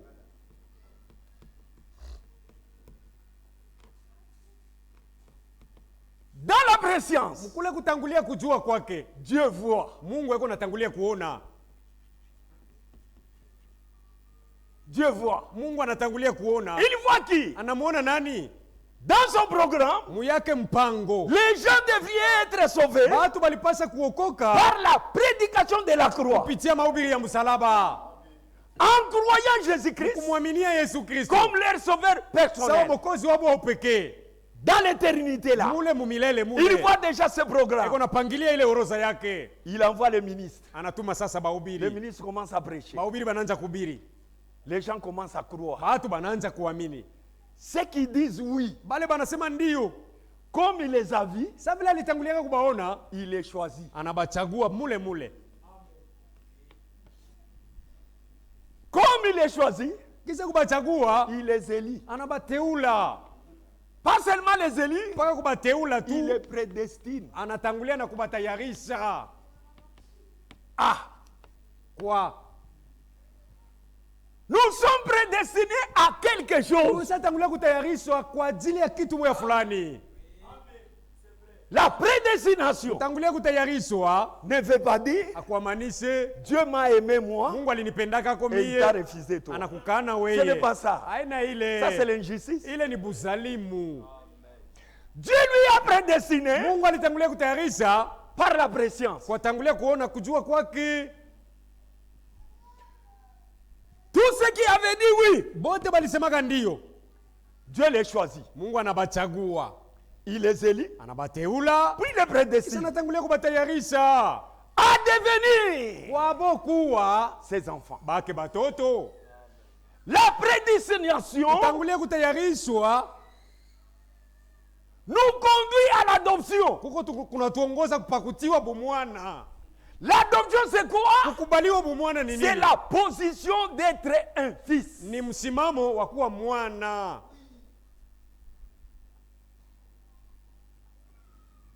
Dieu nous voit d'après la préscience. Mungu anatangulia kutuona mkutangulia kuona kwake. Ce qui dit non, Bale banasema hapana, il les voit, anabaona tu, il les choisit, anabachagua nabo, il les prédestine. anatangulia tu Elles ne sont pas élis. Hapo Il abateuliwe. peut-être les appeler. Pengine banaweza kuwa tu benye kuitwa. Il les prédestine Anatangulia kubatayarisha au salut kuokovu ou au à la perdition. kupotovu. Les appelés sont prédestinés au salut. Benye kuitwa banatangulia kutayarishwa kuokovu. Les reprouvés sont prédestinés à la Benye perdition. kukataliwa banatangulia kutayarishwa kupotevu. D'après leur position eux-mêmes. Ni kufuatana na kile hapo balikuwaka Ce mumilele n'est pas Dieu mule. qui a voulu qu'il aille en enfer. Mungu alibachagulia kusema batenda mjehanamu. C'est eux-mêmes. Ni hapo peke balijichagulia. Dieu nous a connus Mungu alitujuaka avant la fondation du monde. mbele ya dunia ipate kuwa Ce que tu es aujourd'hui, kile uko c'est leo ce que tu étais ni ici. kile ulikuwaka mumilele. Tu ne sauras pas être quelqu'un d'autre. Hauwezi kuwa mtu mwingine. Non. Hapana. Tu ne peux pas être un chien Huwezi kubadilika kuwa si mbwa tu étais un oiseau. kama ulikuwaka ndege mumilele. Cela ne se fera pas. Haitaweza kufanikana. Ce que tu es, Kile uko leo c'est ce que tu étais. kile ulikuwaka mumilele. Et tu dois le manifester Unapaswa kukionyesha au wazi moyen des fruits que tu produis. kupitia matunda ambayo utakayochukua. Et nous lisons ici. Au tuko nasoma En lui, Dieu nous a élis avant la fondation du monde ndani yake Mungu alituteula kabla ya misingi ya dunia iwepo, pour que nous soyons saints, ili tupate kuwa batakatifu irréprochables bila kemeyo devant lui. mbele yake. Nous a prédestinés Alitangulia kutayarisha dans son amour yake à mapendo être ses enfants d'adoption tuwe batoto yake bakutiwa bumwana par Jésus-Christ kupitia Yesu selon Kristo le bon plaisir de sa volonté. kwa njia ya kutaka kwema kwa mapenzi yake. Il nous a prédestinés à l'adoption Alitangulia kututayarisha kutiwa bumwana pour être ses enfants. ili tuwe bake batoto. Nous ne sommes pas ici aujourd'hui Hatuna hapa leo par hasard. tunatokelea Ce que tu nous sommes, kile tuko c'est ce que nous avons ni été. kile tulikuwa mumilele umo. Et à la fin ici, Na kumwisho huku j'ai raccourci un peu ces choses. fupishe iko kwanza maandiko. Préscience, choix Chaguo ou appel. wala mwito, Ici c'est appel. wale ni mwito ama chaguo Et élection, na Teuliwa, prédestination, tangulia kutayarishwa, éternité. na milele tena. Nous venons de l'éternité Tunatoka mu milele pour rentrer dans juu ya l'éternité. kwenda kuishia mpaka mu milele tena. Que Dieu bénisse. Mungu amibariki. C'est ça le plan de Dieu. Hii ndio mapu ya Mungu. Dieu nous a élis avant la fondation du monde. Mungu alituteula kabla ya misingi ya dunia iwepo. Il nous a pas élis Hakututeula pour être des néants. juu tukwe babule. Il nous a élus. Kazi. Alituteula. Il nous a choisis. Alituchagua. Il nous a appelés Anatuita pour aller à la prédestination. juu tuende tufikie pa kutangulia C'est-à-dire, kutayarishwa. il nous a prédestinés Nikisema anatangulia kututayarisha à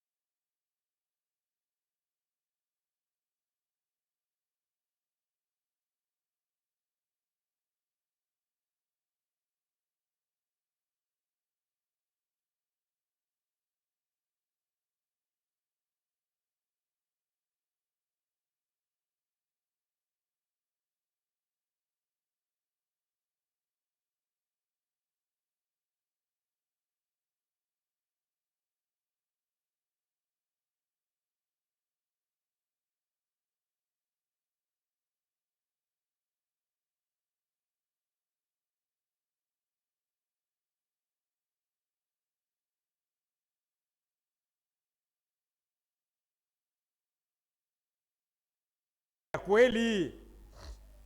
quand Dieu nous a choisis, Na wakati Mungu alituchagua ici, umu, un livre a été écrit. kitabu moja kiliandikwa. Il y a un livre de vie, Munakuwa kitabu kimoja kia uzima qui est appelé aussi un livre de souvenirs, kinaitwa tena kitabu kia kumbukumbu. un livre de vie, un livre de souvenirs, Kitabu kia uzima, kitabu kia kumbukumbu. et il y a encore un livre de vie de l'agneau. Na munakuwa tena kitabu kia uzima kia mwana kondoo. Lorsque Dieu nous élit, Wakati Mungu anatuteula selon notre position que nous avions, kufuatana na kile tulikuwa mu milele, Dieu prend nos noms. Mungu anabeba majina yetu, Il écrit dans le livre de vie de l'agneau. anaandika mu kitabu kia uzima ya mwana kondoo. C'est différent avec les livres de vie. Kinaachana na kitabu kia uzima tu. Dans les livres de vie, Mu kitabu kia uzima Dieu peut t'effacer. Mungu anaweza kukuzima amo. Suivez bien. Sikie mzuri. Dans les livres de Mu vie, kitabu kia uzima Dieu efface les gens. Mungu anakuwa anazimaka mo bengine. Ne jouez pas. Usicheze. Tu te crois être un homme appelé, Unajizania tu kwa mwenye kuitwa, comme toi-même tu fais les choix sa vile unajifanyia chaguo d'être mwenyewe celui qui est appelé. kwa mwenye anaitwa. Mais je te dis que tu es en danger. Nakwambia leo kusema uko muhatari. Dieu peut t'effacer. Mungu anaweza kukuzimisha amo. Dans ce livre, Mwiki kitabu Dieu efface les gens. Mungu yuko nasima mo bengine. Moïse même avait dit cela. Musa mwenyewe alisemaka vile. Il a dit à Dieu, Alimwambia Mungu, si tu ne veux pas protéger ce peuple que tu kama m'as hutaki donné, kukinga hii taifa ulinipatia, comme ça, hivi efface mon nom zima jina yangu dans ton livre de mu vie. kitabu yako ya uzima. Dieu dit, Mungu anasema, moi je ne fasse pas les gens dans les désordres. sizimake batu mufujo, C'est celui qui pêche. ni ule anatenda Que dhambi. j'efface son nom dans mon Ndiye livre. lazima jina yake mkitabu changu. Prenons l'écriture. Tubebe hiyo andiko. Prenons l'écriture. Tubebe hiyo andiko. Exode. Kutoka. Oui, mon frère. Ndio ndugu On yangu. doit tirer attention. Tunapasa kukebange. Nous sommes d'Exode 32. Kwa Kutoka 32. Lisons verset 30. Some mstari wa Le 13. lendemain, Kesho kutwa Moïse dit au peuple, Musa akamwambia taifa, vous avez commis un grand péché. unafanya dhambi kubwa. Je vais maintenant monter vers Sasa l'Éternel. nataka kumwendea wa milele. J'obtiendrai peut-être le pardon de votre péché. Pengine nitapata kuachiliwa madhambi yenu. Moïse retourna vers l'Éternel et dit, Musa akamwendea wa milele na akamwambia, ah, ce peuple hii a taifa commis un grand péché. inafanya dhambi Ils kubwa. se sont fait un Dieu d'or. Wanajifanyia Mungu wa adhabu. Pardonne maintenant leurs péchés. Sasa hurumia dhambi yabo. Sinon, efface-moi de ton livre que tu as Kama écrit. hapana unizime mkitabu kile uliandika. L'Éternel dit à Moïse, Bwana akamwambia Musa, celui qui a péché contre moi, yule alinikosea, c'est celui qui a péché contre ni moi yule alinikosea, que j'effacerai dans mon ndiye livre. Bwana ndiye nitamzima mkitabu yangu. Dieu peut effacer votre nom. Mungu anaweza kuzima jina yako. Si ton nom est dans le livre de vie, Kama tu jina yako mkitabu wa uzima, Dieu peut l'effacer. Mungu anaweza kuizima. Mais dans le livre de vie de Lakini mkitabu wa l'agneau, uzima mwana Dieu ne kondoo, peut pas l'effacer. Mungu hawezi kuzima.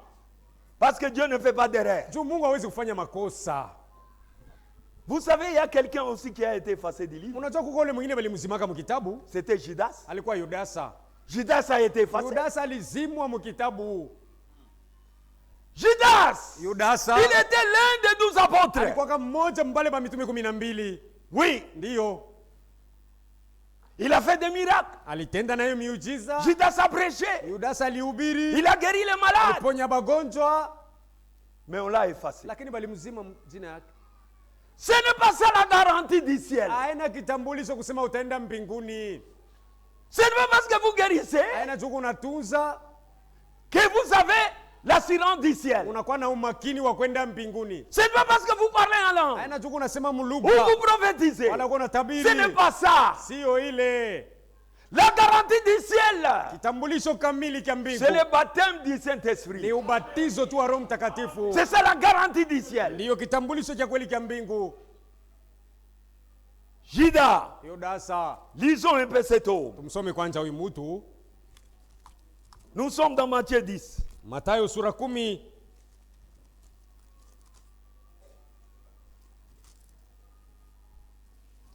Nous commençons verset 1. Tuanzie mstari wa kwanza. Puis ayant appelé les 12, Kita kuita wale il 12, leur donna le pouvoir de chasser les esprits impies, akabapa madaraka ya kufukuza mapepo de guérir mchafu, toutes les maladies ponya magonjwa et toute yote infirmité. na ulemavu wote. Voici les noms des 12 apôtres. Le premier, Simon, Angalieni majina 12. Wa kwanza Simoni, appelé Pierre. mwenye anaitwa Petro, André, Andrea son frère. ndugu yake, Jacques, Yakobo fils de mwana wa Zébédée. Zebedeo, Jean, Yohana son frère. ndugu yake, Philippe, Filipo, Barthélemy, Barthelemia, Thomas, Matthieu, Matayo, le publicain. mtoza kodi, Jacques, Yakobo fils d'Alphée, mtoto wa et Alfe Thaddée. na Tade, Simon, Simoni le Canaanite, Mkananita, et Judas, na Yudasa Iscariote, Iskarioti, celui qui le livra. ule aliyemtoa Il était d'un nombre. alikuwa mhesabu hapa Il a reçu 12. la mission Alipokea naye kazi d'aller chasser les ya kwenda démons, kufukuza mapepo de guérir les mchafu, malades. ya kuponya C'est magonjwa. pourquoi, Église, Ndio maana kanisa, ne vous étonnez pas. usishangae. S'il y a des miracles par-ci Kama par-là, miujiza ce hapa na n'est pas pale, l'évidence de la vie sio éternelle. kionyesho kamili cha uzima wa milele. Tu peux être guéri aujourd'hui, Unaweza kutunzwa leo, demain tu tomberas encore malade. Kula tena, Tu peux être guéri aujourd'hui, unaweza kutunzwa mais leo, tu demeures néanmoins péché. ila unabakia tu mtenda zambi. Le problème, Mambo ce n'est pas la guérison du corps. haina kutunzwa kwa Ce que nous mwili, voulons, Kile tuko c'est la nataka, guérison de l'âme. ni Quand kutunzwa kwa l'âme nafsi. est guérie, Nafsi c'est ikipona, jusque dans l'éternité. mpaka mumilele. Il était là. Alikuwa hapo naye. Au verset 8, Mstari wa 8, Jésus leur dit ceci. Yesu anabambia hivi. Au verset 7, Mstari wa 7, allez, mwende prêchez et dites, mhubiri na kusema le royaume des cieux est proche. ufalme wa mbingu unakaribia. Guérissez les malades, Ponye bagonjwa, ressuscitez les morts, mfufue bafu, purifiez les lépreux, takase babukoma, chassez les démons. mfukuze Vous mademona. avez reçu Mulipokea gratuitement, bure, donnez aussi endeni gratuitement. mupane ya bure. D'où viennent ces choses aujourd'hui? Hii mambo inatokea wapi La leo? guérison de $10, Matuzo ya $10, bénédiction de baraka ya $50, madola bénédiction de 50, $100. baraka ya madola Ça 100. vient d'où? Inatokea wapi? Les faux apôtres, Mitume wa uongo, les voleurs dans la maison de Dieu, wezi nyumbani mwa Mungu, ils volent au nom du Seigneur. wanaiba mjina ya Bwana. Jésus ne les a pas envoyés. Yesu akubatuma, Ils commencent à voler à son nom. wanaanza kuiba mjina yake ye. Et les malheureuses femmes, Mwanamke même banyonge. aujourd'hui, Na leo ici à Kolwezi, hapa Mkolwezi, on s'arrête de loin là-bas. kule kwa Rea Il y a Lwalaba des kule. soi-disant prédicateurs qui montent là. Tanzania kuba bahubiri Ils wanapanda parlent de mabisi. Jésus Beo nasemezea Yesu et tu. on leur donne 500 000 Banampa francs. 500 000 Honte à toi francs. qui donne à ces Aya gens-là. aya yako unapantia Surtout vous les femmes. Zaidi mwe banamuke. On n'est pas sauvés parce qu'on a écouté cette parole-là. Amuokoke ni tu mnapokea ile neno ile beko nahubiri bo. Ce sont des escrocs Ni spirituels. batapeli bakiro. Vous leur donnez l'argent pourquoi? Mungu ne bapa makuta juu ya nini? C'est-à-dire vous ne connaissez rien de Dieu. Ni kusema mambo ya Mungu amuijui. Quel est cet homme qui peut prêcher l'évangile? Ni nani yule anaweza kuhubiri injili? On lui donne l'argent, il refuse. Banampa makuta na ikatala ile. Jésus a dit, Yesu alisema, vous avez reçu gratuitement, donnez aussi gratuitement. Mkabule ya bure nanyi. Pourquoi on vend ça? Juu ya nini beko banauzisha hiyo? On va pourquoi? Beko banaiuza juu ya nini? Fuyez! Kimbieni. Vous les enrichissez pour rien. Muko ne batajirisha bure. Ils répondront de cela devant le Seigneur. Ile beko banafanya bataisambiaka mbele ya Bwana. Parce que cette écriture va les suivre. Hii andiko itabawinda. Vous avez reçu gratuitement. Mulipokea ya bure. Donnez aussi gratuitement. Nanyi paneni ya bure. Oh, si vous voulez avoir, aller chez le pasteur, il faut amener quelque chose avec toi. Kama unapenda kwenda kumchungaji unapaswa unabeba kitu fulani. Pour aller les voir. Juu ya kwenda kumuona nake mchungaji. Et ils prennent ça dans la parole. Beko naibeba munene. Vous êtes des voleurs? Si muko bezi. Vous êtes des voleurs? Muko bezi tu. Vous interprétez mal les choses. Mnatafsiri mubaya neno ya Mungu. Vous répondront pour cela. Juu ya ile mtenda kuisambia. Maintenant écoutez. Nous sommes dans Luc 10. Luka sura 10. Verset 17. Mstari 17. Les 70 se réveillent avec joie. Aba 70 bakarudia na furaha. Disant Seigneur. Akisema Bwana. Les démons même nous ont soumis. Mademona inatutii. En ton nom. Mjina yako. Jésus leur dit. Yesu anabambia. Je voyais Satan tomber du ciel. Nilikuwa naona shetani unashuka comme un éclair. Sawa umeme. Voici je vous ai donné le pouvoir. Angalia nilimipa madaraka. De marcher sur les serpents. Ya kutembea juu ya banyoka. Et les scorpions. Et sur toute la puissance de l'ennemi. Uwezo wote wa adui. Et rien ne pourra vous nuire. Hakuna kitamizuia. Ça c'est le pouvoir de la parole. Hii ni madaraka ya neno. Ça c'est possible à tout celui qui croit. Inawezekana kwa yote mwenye kuamini. Ne craignez rien. Usiogope kitu. Ne craignez rien. Usiogope kitu. Le pouvoir nous a été donné. Tulipewa madaraka. Vous savez les problèmes? Unajua mambo? Vivez la parole. Ici tu neno. Marchez dans la sainteté. Tu ne craindras rien. Hautaogopa chochote. Même du poison. Hata sumu. Vous pouvez mettre ça. Unaweza kuiweka. Ça deviendra la sauce. Itakuwa butamu. Si c'est dans le lait, kama ni mumaziwa, ça deviendra du beurre. Inakuwa beurre. Pour augmenter encore les vitamines à celui qui va boire. Juu ya kuongeza tena vitamini kwa ule ataikunwa. La peur boka nous amène les difficultés. Buku natuleteaga matatizo ya mingi. Au verset 20. Sura 12. Ne vous réjouissez pas pour cela. Msifurahiwe juu ya ile. Cependant, bali ne vous réjouissez pas de ce que des esprits vous ont soumis. Msifurahi juu roho ilimitii. Mais réjouissez-vous ila furahiweni de ce que vos noms sont écrits dans les cieux. Kwa vile maandiko manjina yenyewe kwa voilà les problèmes. Yo shida hapa ipo. Tu ipo. peux faire les miracles. Parler en langue. Cracher du feu. Si ton nom n'est pas écrit, jina yako haiandikwi. Tu travailles en vain. Unafanya kazi ya punda. Tu travailles en vain. Unatumika bia bure. Frère Branham parle de cela. Ndugu Branham anasemezea nayo ile. Sur le problème de Judas. Pa mambo ya Yudasa. Écoutez ce qu'il dit. Msikie kile ndugu Branham iko nasema. Question réponse numéro 1. Ulizo na majibu nambari 1. Paragraphe 220. Aya yake 220. On lui a posé la question. Balimuulizaka swali. Frère Branham, est-ce que le nom de Judas Iscariote fut-il effacé du livre de vie de l'agneau? Ou y était-il toujours? Oui. Il s'y trouvait. Il fut effacé. Il s'y trouvait, mais il fut effacé. Voyez-vous? Parce que dans Matthieu, au chapitre 10, Jésus appela Judas et tous les autres. Et leur donna l'autorité sur les esprits impies. Il partit chasser les démons. Et Jésus dit, j'ai même vu Satan tomber du ciel. Et c'est juste. Et lorsqu'il y réveillait, tous ses disciples ensemble, ils étaient dans la joie. Il leur dit, ne vous réjouissez pas de ce que les démons vous ont soumis, mais réjouissez-vous de ce que votre nom est écrit dans les livres. Dans le livre de vie. C'est vrai. Judas était justement avec eux. Ainsi, souvenez-vous, au jugement, observez au jugement. Le jugement avait commencé. Les livres étaient ouverts. Plusieurs livres. vitabu mingi. C'est pourquoi je vous ai dit ici, Ndio maana niliambia hapa, il y a un livre de Iko vie kitabu kimoja qui ya est le uzima, livre des Kile souvenirs kitabu cha kumbukumbu qui appartient à chacun de nous. kienye kwa kila mmoja kuna kiake Chacun de kitabu. nous a son livre. Kila mmoja wetu kuna kiake kitabu. Là où on a écrit Mule banaandika tout ce que tu as commencé à faire matendo yote ulianza kufanya depuis ta naissance. tangu kuzalika Le jour kwako. que tu as crié dans la Siku maternité, ulilalamika mchumba ya kuzalika. on a commencé. Banaanza kuandikia matendo yako.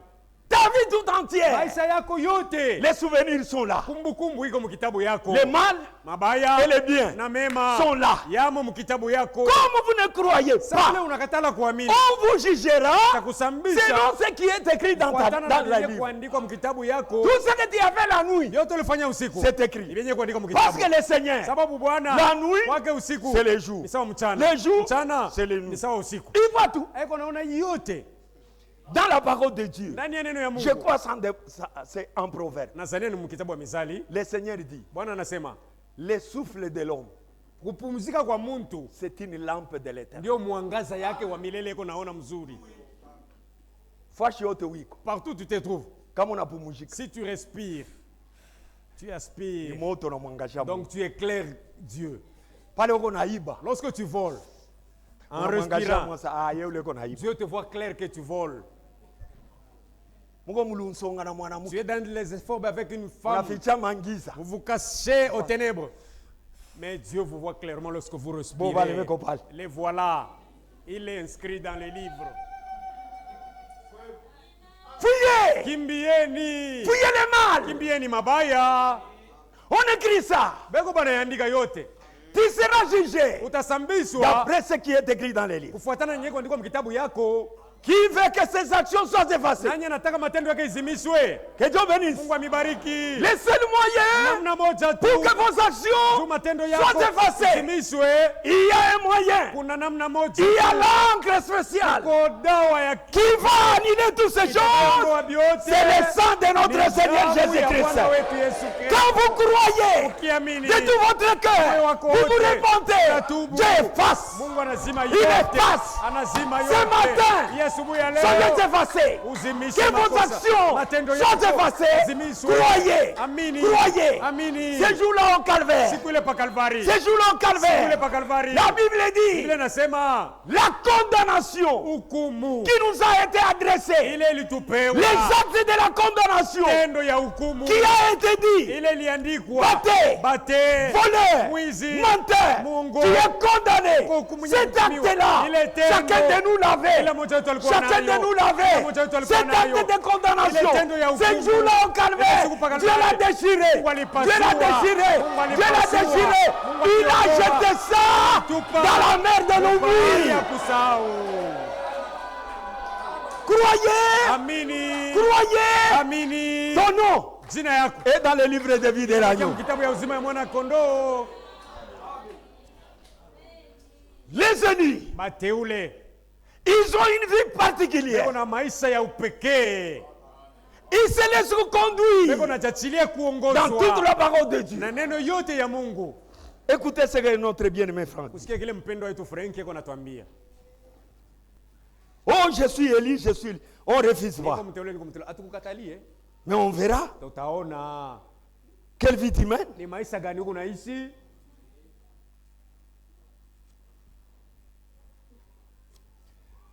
Je lis dans le christianisme traditionnel, Nasoma mbuku Page Kristiani ule wa 154. Mwanza, ukurasa yake il n'y a 154. pas de paragraphe. Hamna haya ndani. Dans chaque âge, Mkila kizazi, l'église, dans chaque âge de l'église, mkila kizazi ya kanisa, les élus forment la troupe de vainqueurs. bateule ndio banatunga kundi ya bashindaji. Si vous êtes dans cette troupe de Kama vainqueurs, unajikuta mwile kundi ya bashindaji, qu'est-ce que tu as vaincu? ni kusema uliwina. Qu'est-ce que tu as Ah, vaincu? uliwina nini? Regardez, Angalia mzuri. tu es vaincu par la faim. Njala tu iko na kuwina. Tu es vaincu par la maladie. Magonjwa tu ina kuwina. Tu es vaincu par l'incrédulité. Kutokuamini kuna kuwina tu. Ici, on parle de vainqueurs. Hapa banasemea ni Ils sont bashindaji. vainqueurs en tout. Baliwina byote. En tout. Mubyote.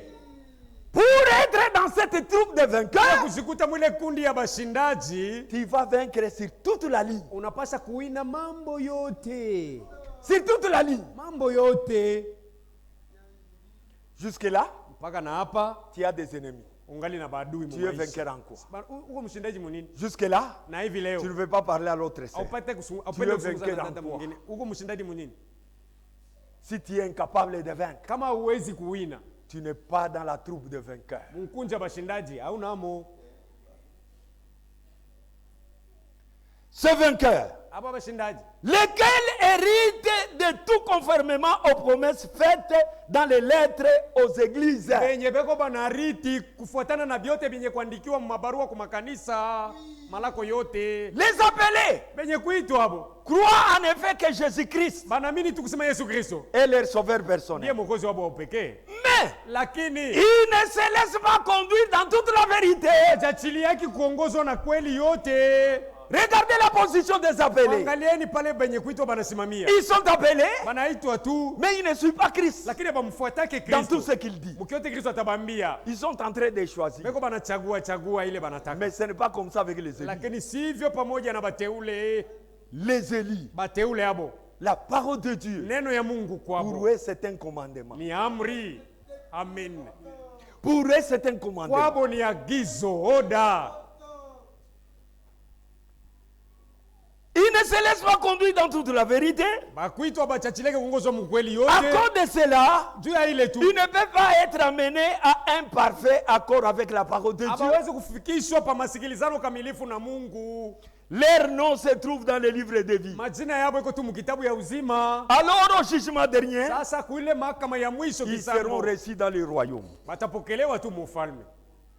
Ils n'auront pas part Abatashiriki à l'enlèvement. kukunyakuliwa, Ils n'auront pas part abatashiriki au millénium. kumiliki wa miaka 1000, Ils n'auront pas part abatashiriki aux noces de l'agneau. kwa harusi ya mwana kondoo, Ils auront part abatashiriki au royaume de Dieu ufalme wa Mungu quand nous allons rentrer tutakaporejea dans l'éternité. mumilele. Ils ne vont même pas, ils n'ont pas part à la première résurrection. abatashiriki hata kufufuka wa kwanza. La première résurrection, Kufufuka wa kwanza c'est pour les élus. ni juu ya bateule tu. L'enlèvement, Kunyakuliwa c'est pour les ni kwa élus. bateule tu. Les appelés Benye kuitwa n'ont abo pas droit à ça. habana ruhusa kuibi vyote vinapangwa. Ils n'ont pas droit à cela Habana ruhusa kule. parce qu'ils ne se laissent pas conduire dans toute la parole de Dieu. Sababu habajachilii kuongozwa muneno yote ya Mungu. C'est comme ça que nous marchons. Ndio unaona tuko tunatembea. Et les élus Na bateule sont considérés comme des véritables croyants. beko banaonekana kuwa baaminifu bale bakweli. Ce sont les véritables croyants. Ni baumini bakweli Ils prennent position à la parole. banasimamia paka paneno. Ils sont vainqueurs dans les épreuves. Ni bashindaji mubipimo. Nous prenons un véritable croyant Tubebe mwaminifu wa kweli. qui était modèle d'Élie. Ule alikuwa kama mfano wa bateule. C'était Job. Alikuwa Ayubu. Regardez cet homme. Mwoneni huyu mtu Ayubu. C'était terrible. Ilikuwa ni hatari. Job a bien marché sur la terre. Ayubu alijongoza vizuri kudunia ya chini. Il était un homme riche. Alikuwa mtajiri, Il avait des enfants. alikuwa na batoto, Il avait une femme. alikuwa na mke. Mais un moment, Muda fulani les difficultés ont commencé. matatizo ilianza. C'était terrible. Ilikuwa hatari. C'est pourquoi faites Ndio attention maana msopoke quand les difficultés commencent. magumu ikikufikia. Ce qui décourage les gens, Ile inalekeshaka batu. un, Kwanza les voisins. ni bajirani, bandugu na nyumba. Deux, Bapili les amis. barafiki, Parfois, mara ingine les parents. na bazazi. Wewe, Hii malaria hatuione tu on ne bien. voit pas clair cette maladie. Hein? Kona bien malaria banaionaka je? Comment est-ce qu'on voit clair sur une maladie? C'est comme ça que les problèmes Ndio commencent. unamuna mambo inakalaka naanza. Si tu n'as pas une bonne position, Kama usimame pa nguvu, les oreilles vont commencer à écouter. masikio itaanza kubasikia. Bakutabenake na abo bubishi. Dieu tribunal aussi n'accepte pas facilement. Bubishi tunekalaka na bwani. On discute pourquoi? Si tunakatalaka kwa ututoshe pa sauti ya Nous Mungu. refusons de nous ôter sur la parole de Dieu. Voilà. Njo bubishi yetu. C'est pourquoi nous discutons. Hein? Atumishana ke saba mazembe na On ne se lubobo. dispute pas comme les Mazembe, les Lupopo. Atumishana ke saba On ne se politicien. dispute pas comme des politiciens. Saba commerçant. Comme des commerçants. Chiye, Nous résistons au diable. tunashindanaka na shetani. C'est ça notre position. Ndio msimamo wetu. Comme notre frère Vital là-bas. Sa vile ndugu wetu Vital ule. Il est un bon résistant. Ni mshindaji. Il a résisté ses parents, Alipingana na bazazi ses yake. amis, Marafiki yake. et tout ce qui l'entoure. Na bote benye kumzunguka. Même les devins. Hata bafumu. Il a résisté. Alibakatalia. Oh, voilà un bon exemple. Ule ndio mfano mzuri. Job, Ayubu naye. il a aussi été confronté à cette situation. Na leo alizikuta kwa ile tatizo. Ses amis sont venus. Marafiki yake banakuya. Job, Ayubu. on ne voit pas clair. Atuone mzuri hapa. Il malaria, il modèle. Une telle maladie. Batoto banakufa. Les enfants meurent. Mashambe na lungu. Les chambres Bivuko byote. tous les Na wewe bétails. mwenyewe banawekea. Toi aussi malade. Kisha kunaendelea mambo ya Tu Mungu. continues dans les affaires de Mimi Dieu. nitaviacha. Moi, si c'est moi, je vais Mimi abandonner. nitaviacha. Si c'est moi, je vais abandonner. C'était ça le conseil de Ile ses amis. ndio mashauri ya marafiki yake Ayubu.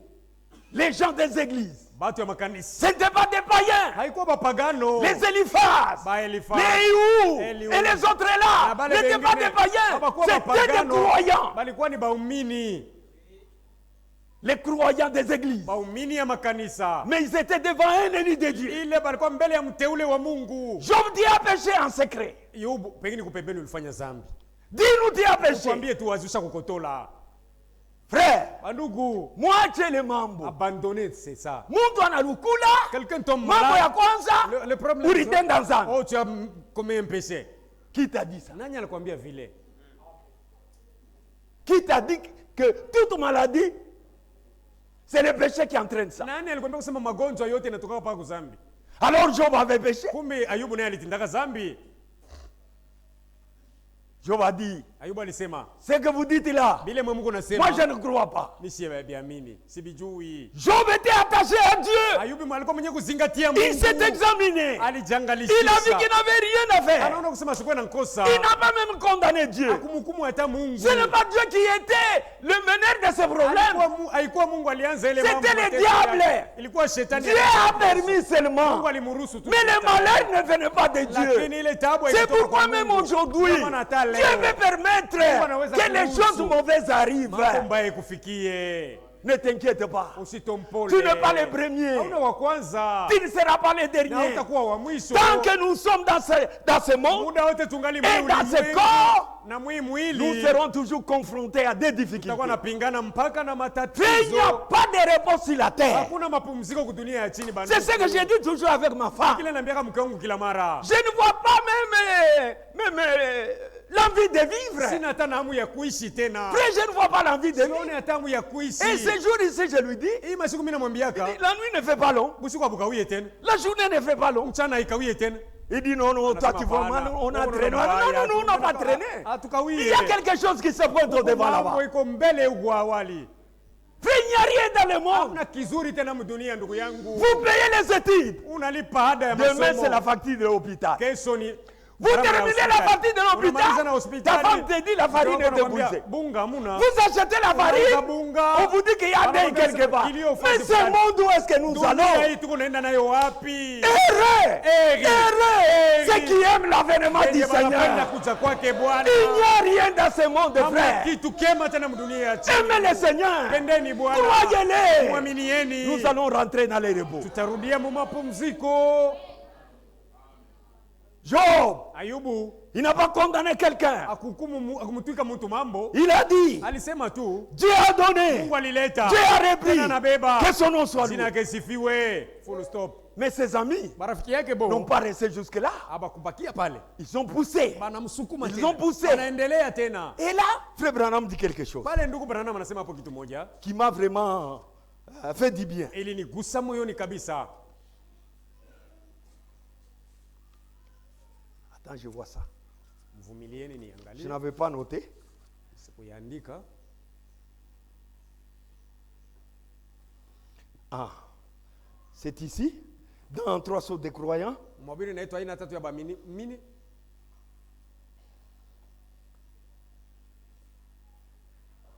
Et il dit ceci. Anasema hivi. Paragraphe 90. aya yake 90. Ou bien je commence au paragraphe 89. Job passa par les épreuves et les tests. Ayubu alipitia pa bipimo na matest. Ses enfants lui firent ôter. Batato yake bakamuondoa. Ainsi que tous les restes. Na mabaki yote les membres de l'église vinrent l'accuser d'avoir péché en secret. Bana memba kanisa manenda kumshitaki kusema ulitenda dhambi mficho. Ils essayèrent de dire tout ce qu'ils pirent. Bakaweza kusema vyote balitaka contre lui. Mais il ne voulut rien écouter de tout cela. Il savait qu'il avait rempli la condition de Dieu. Il savait qu'il n'y avait pas besoin que Satan essaye de le tenter. Il savait que c'était le diable. Et aussi longtemps que Satan puis lui faire croire que sa maladie lui avait été donnée par son Dieu. Il est fouetté. Mais Job eut une fois la révélation que ce n'était pas Dieu. Mais qu'il traversait seulement ces épreuves pour que quelque chose soit fait de lui. Ce n'était pas Dieu qui lui faisait cela. C'était Satan. C'est pareil aujourd'hui. Il essaie de vous dire que ces épreuves et autre chose. C'est Dieu qui essaie de mettre la punition sur vous. Ce n'est pas cela. Pas du tout. C'est Satan qui le fait. Et Dieu le permet. Dieu le permet à chacun de nous de vous tremper pour vous faire voir si vous êtes lié à la terre par les soucis de la terre ou bien si votre trésor est dans les cieux.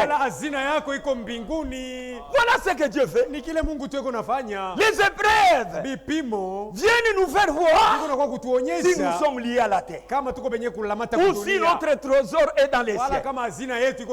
Parce que la Bible dit, là où il y a ton cœur, c'est là où il y a ton trésor. Les gens sont liés à la terre. Job a résisté. Il était un élu, un véritable croyant. Il a dit, même si les vers me rongeaient, frère, chacun de nous a des vers en lui. Chacun a des vers. Et ces vers-là attendent seulement un mot d'ordre. Puis commence à vous manger. Job savait que il a ses vers en lui. Même si les vers rongeaient ce corps, ce que je sais, mon Rédempteur est vivant. Aujourd'hui, on n'a pas peur de la mort. Parce que nous sommes vainqueurs. À celui qui a été vainqueur, c'est notre Seigneur Jésus-Christ. Les élus sont les gens terribles. Je crois que je dois terminer par là. Je prends la lettre circulaire 50. Nous voyons ici comment les élus se comportent. À la page 6. Celui qui suit, celui qui ne suit pas ce que le Seigneur lui dit, celui qui ne suit pas ce que le Seigneur lui dit, et j'imagine seulement être un élu et avoir la foi, c'est un théoricien. Les théoriciens, ils parlent, mais ils ne vivent pas. Oh, j'irai aussi dans l'enlèvement. Ta vie n'est pas conforme à ceux qui iront dans l'enlèvement. Tu es un théoricien. Un théoricien qui vit dans un monde pied fantaisiste. Tu as seulement une bonne vie. Quand on te voit comme ça, on dit voilà un frère, voilà une sœur. Mais à l'intérieur, tombeau pourri. Tu parles toujours de la volonté de Dieu, mais ne le faisant jamais. Tu n'es pas un élu. Un élu vit la parole.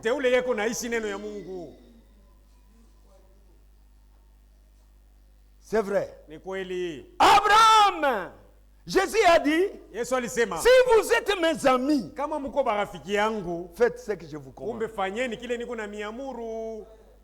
Tu ne peux pas être ami de Christ Hauwezi kuwa rafiki wa Kristo si tu ne fais jamais ce que Jésus dit. na kukatala bila Yesu yako nakwambia. Les élus font toujours ce que Dieu dit. Bateule hapo pia wanafanya kyote Mungu yako nasema. Pour eux, la parole de Dieu, c'est un commandement. Kwa bateule neno ya Mungu ni agizo. Pour eux, il n'y a pas d'obstacle dans leur vie chrétienne. Kwa bateule maisha ya Bukristiani hakuna kikwazo. C'est ça un Élie. Ule ndiye mteule. Un Élie, Mteule quand il voit la parole, akiona tu neno, quand il était là, wakati ulikuwa mumilele mule, avant que Dieu ne dise oui à toi, mbele Mungu akukubalie, l'évangile s'est prêché. injili ilikuwa nahubiriwaka mumilele. C'est là, c'est à cet évangile que tu avais dit Ni oui. kweli injili ya mumilele ulisemaka ndiyo. Maintenant, Sasa tu dois manifester cela sur la terre. leo unapaswa kuionyesha ile pa dunia hii. Ton oui de là Ndiyo yako ya kule sera maintenant un oui sur la terre. itahakikishwa leo pa dunia, On saura que réellement tu es un enfant de Dieu. na shehe tutaona kusema kweli huko mtoto wa Mungu Par votre manière de vivre. kupitia maisha yako tu. Et Jésus a dit Na ceci. Yesu alisema hivi, Si vous êtes mes amis, kama mko barafiki yangu, si vous faites tout ce que moi je vous commande, mkifanya vyote na miamuru, alors basi demandez ce que vous voulez. muombe kile munataka. Amen. C'est au sujet des véritables élus que se rapporte cette parole du Seigneur. Hii neno ya Bwana inaangalia bateule ya kweli ya Mungu. Ce n'est pas vous qui m'avez choisi, Haina mwe mulinichagua, mais c'est moi qui vous ai choisi ila ni mimi aliyewachagua et nyinyi qui vous ai établi. na nilimibweka. Alléluia. Amen. Si Dieu nous avait choisi Kama Mungu ndiye et alituchagua qu'il nous a établi, na anatuweka fasi Pourquoi? fulani, juu ya nini? afin que vous alliez Juu mupate kuenda et que vous portiez du fruit na mchukue matunda et que votre fruit demeure, na matunda idumu, afin que tout ce que vous demanderez ili kyote au mtaomba Père à mon kwa nom, Baba mjina yangu il vous les donne. amipatie hekyo. Nous sommes destinés à porter du fruit, Tutayarishwa kuchukua les matunda, fruits de l'esprit matunda ya Roho, et de la multiplication des fruits. kuzidishwa matunda ikuwe tele. Alléluia. Amen. Aucun chrétien ne peut être standard. Hakuna mkristiano anaweza kubakia fazi moya. Depuis que tu avais écrit, Tangu liaminiaka tout ce que tu avais fait, kyote ulifanyaka, tu es toujours stationnaire. uko paka fazi moya tu. Non, non. Hapana. Jésus a dit, Yesu alisema mes élus mateule yangu porteront les fruits watachukua matunda parce qu'ils font ce que je leur commande sababu wanafanya vile nitabaamuru, et leurs fruits na matunda se yao multiplieront. itazidishwa. Wako mpaka na maembe mbili taburi toa. de manque depuis que tu avais cru. Jamais. Kamwe Les fruits doivent se multiplier. matunda inapasha kuongezeka. Si on t'avait connu en cette phase, Kama balikujuiaka aujourd'hui nous te connaîtrons dans une autre phase. tunakujuanga mgambo ingine, C'est-à-dire, kusema un élu teule marche de progrès en progrès, en progrès, en progrès. ustawi na ustawi, maendeleo. Vile niliamini mwaka jana, Comme j'ai cru na l'année vile passée, niliishi mwaka et jana, ce que j'ai vécu l'année passée, inapasha kuachana na il doit y 2025. avoir un changement dans 2025. Shi matunda inaongezeka. Les fruits ont augmenté. Sasa wako paka na ile matunda Toi, tu mbili. n'as que les mêmes les deux fruits. Hapana. là. Non. On nous dit que Anatuambia kusema vous allez produire beaucoup de fruits. mutatoa matunda ya mingi. Et ce n'est pas tes fruits à toi. Na haitakuwa matunda yako tena. Tu les produis Uko pour naitoa que les autres les mangent. juu bengine baikule. Amen. Ou les sœurs roulent. Ah, cette sœur-là. Ah. Non. Mais baserbe kwako. Il y a des sœurs. Hein? Basha kukukuria matunda On a banakushikia. bouffé de tes fruits, on a Ah. senti.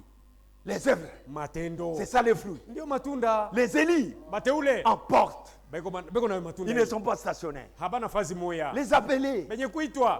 banaitwa, Ils sont appelés seulement. mais ils ne se laissent pas conduire. Lakini bachachilie kuongozwa. Qu'ils viennent ou pas, Aye il akusikuye. n'y a pas de problème. Kuna mambo kwake. Mais il a seulement une petite occasion Eko na bahati parce tu. qu'il a crié au Seigneur. Alimwamini Et Bwana. pour cela, Na juu ya on a ile. écrit son nom Manaandika dans kwa le jina livre yake. de vie. Mkitabu cha uzima. Mais nous, Si haba. nous sommes dans le livre de vie de l'agneau. Tuko mkitabu ya uzima mwana kondoo. Pour que nous bénéficions Juu tupate kuonea toutes mo. ces choses. Mu byote l'enlèvement, la transmutation des corps, la résurrection si vous mourrez, le millénium, la noce de l'agneau.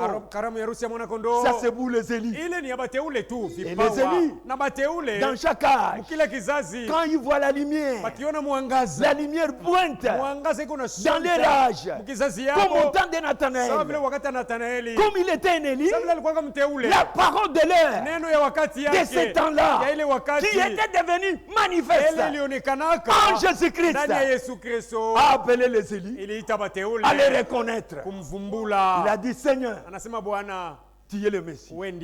Tu es celui qui devait venir. Parce que la parole a été manifestée. Et nous voyons encore Pierre, qui était un Élie. Il avait une position. Quand Jésus prêchait, il faisait des miracles. Il était un bon évangéliste. Là, tout le monde acclamait. Parce qu'il était un bon prophète. Mais quand il est venu maintenant, a dit, celui qui ne mangera pas ma chair et qui ne boira pas mon sang n'aura pas part avec moi. Là, tout le monde est parti. Tout le monde est parti. C'est quelle sorte de prédication maintenant? Je n'irai plus là. Ceux qui devaient ceux qui devaient se disperser, Pierre est resté là. La position d'Élie. Il est resté là. Jésus se retourne. Qu'est-ce que toi tu attends? Tu ne peux pas aller comme les autres sont partis. Écoutez Élie. Seigneur, Seigneur, à qui irions-nous? À qui irions-nous? Toi seul. J'ai entendu les églises. J'ai entendu les prédicateurs. J'ai entendu les prophètes. Mais toi seul, tu as les paroles de la vie éternelle. Voilà la position d'Élie. Un Élie est sûr de ce qu'il croit. Un Élie, il n'est pas seulement convaincu, il devient aussi concerné. Si vous êtes des élus ici, cette parole que vous venez d'entendre, ça va vous convaincre et vous serez concernés. Vous prendrez la position comme celui de Paul, comme celui de Pierre, comme celui de Job. Vous allez résister et que Dieu dira, s'il y a les gens qui me défendent sur la terre, c'est le tel groupe. Dieu connaît toutes choses. Êtes-vous un Élie? Regardez votre position. Dieu nous éclaire. Quand la parole du temps vient, elle se manifeste. Elle devient une réalité. Tous les Élis que Dieu avait connus avant la fondation du monde viendront à cette lumière. Viendront à cette lumière. Et ils vont les reconnaître. Et ils diront réellement, ça c'est la parole de Dieu. Voilà un peu ce qu'on avait à vous dire ce matin. Tenez fort. Ne vous proclamez pas un appelé. Il y a un frère qui me disait, bon moi, même si je ne vais pas dans l'enlèvement, je serai une vierge forte. Dès que tu es malade, comment quelqu'un peut aimer d'être fou? Tu es malade? Et les vierges folles, ils ne sont pas devenus folles parce qu'ils ont voulu être folles. Ils étaient négligents. C'est comme tu es négligent aujourd'hui. Ils étaient aussi négligents, croyant être dans les bons, mais ils ont raté la chose. Au milieu de la nuit, on a crié, sortez, voici les bouts, allez à sa rencontre. C'est là où était le problème. Ne soyez pas cela. Vous savez ce qui arrivera aux vierges folles? On ne les a pas encore aujourd'hui. Les vierges folles vont se manifester après l'enlèvement. Quand nous sommes déjà partis, c'est là où maintenant ils vont, comme une voile qui va sortir de leur visage. Alors là, ils connaîtront qu'ils ont raté l'enlèvement. Ça sera trop tard. Parce qu'ils ont aimé le Seigneur.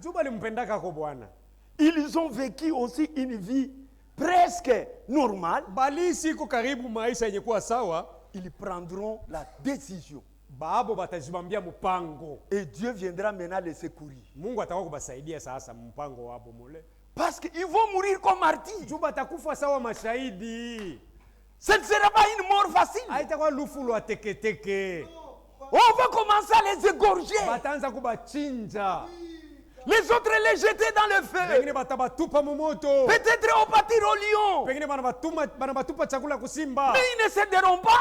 Lakini habatalekeya. Ils n'auront pas peur de mourir comme ça. Habataogopa kufa mwile namuna. Pourquoi? Juu ya nini? C'est Dieu qui va les secourir. Mungu ndiye atabasaidia. Ils vont les donner un cœur de bœuf. Mungu atabapa moyo wa ngombe. Le cœur de bœuf, moyo wa ngombe, c'est un cœur de sacrifice. Ni moyo wa sadaka wa kujitoa. Qui n'a pas peur de la mort. Ule haogopaki kufa. C'est pour cela qu'ils vont mourir en martyrs. Ndio sababu batakufa mashahidi. Alors là, sasa pale, ils bénéficieront la vie éternelle. Nabo bataonea kama muuzima wa milele. Parce qu'ils sont morts avec le nom de Jésus. Juba alikufa na jina ya Yesu. Mais ce n'est pas à toi de choisir. Lakini ane utajichagulia tu. Dieu te donne déjà la position. Mungu anakupa fazi leo. Si tu es un appelé, kama mwenye kuitwa, tu vas les savoir. Utajua. Si tu es un élu, kama mteule, tu vas les savoir. Utajua mwenyewe. Mais ce que Dieu veut, kile Mungu anataka, que tous les hommes soient sauvés. Batu bote baokoke. Et parviennent à la connaissance de la vérité. Na bafike pa ujuzi ya kweli. Que le Seigneur vous bénisse tous. Bwana Mungu amibariki wote.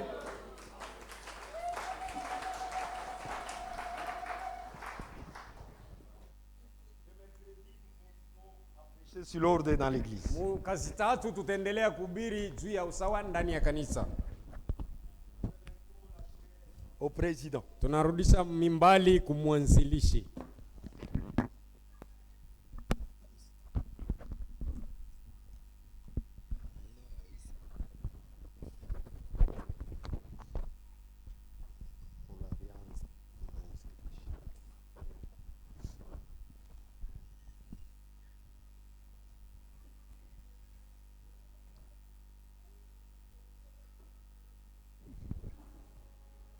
Inclinons les têtes.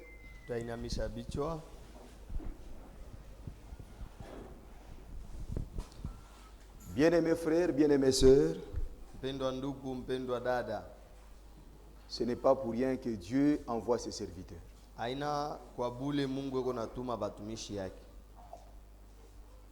Quand la parole est prêchée, c'est dans le but d'appeler au salut les gens que Dieu avait connus depuis l'éternité.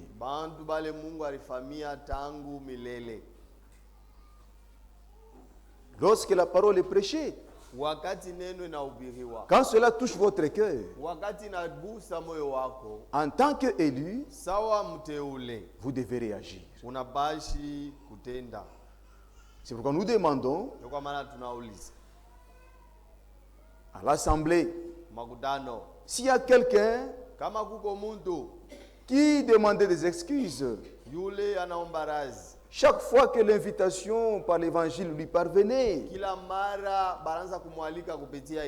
à prendre position de Jésus-Christ, voici aujourd'hui le temps. Jusqu'à quand tu vas demander des excuses?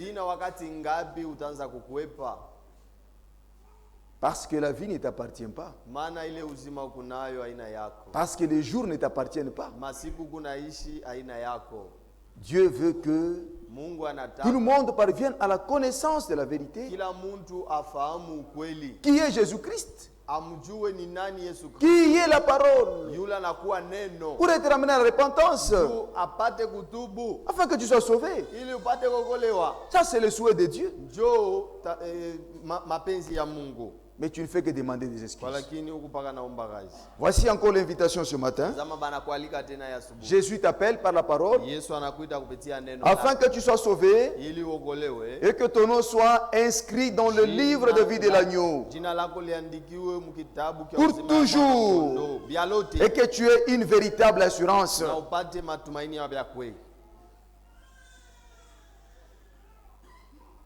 Qui est celui-là qui est touché dans son cœur qui reconnaît que Jésus-Christ doit être son sauveur personnel et qui veut le suivre en se conformant à sa parole, il peut lever sa main.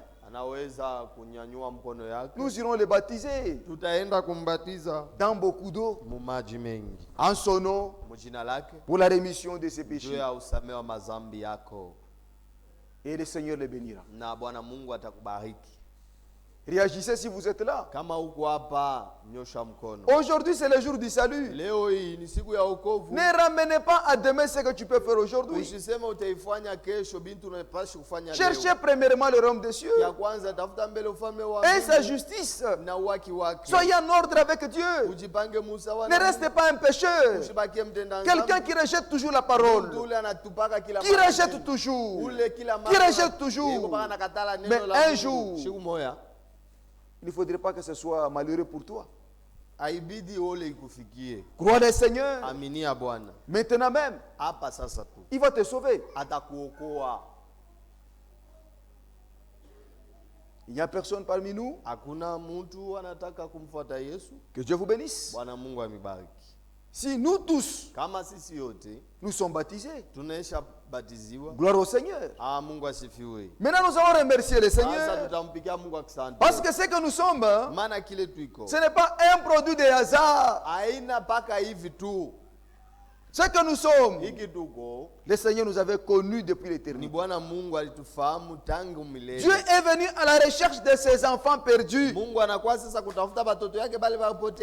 que tu étais, ce que j'étais. Il est venu nous chercher. Parce qu'il fallait qu'il le fasse.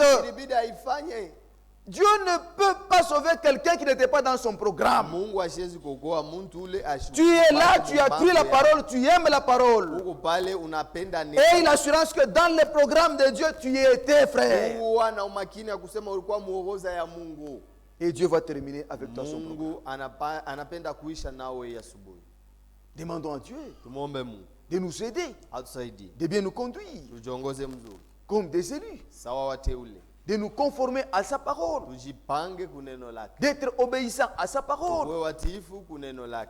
C'est ce qui montre que Dieu nous avait connus depuis l'éternité.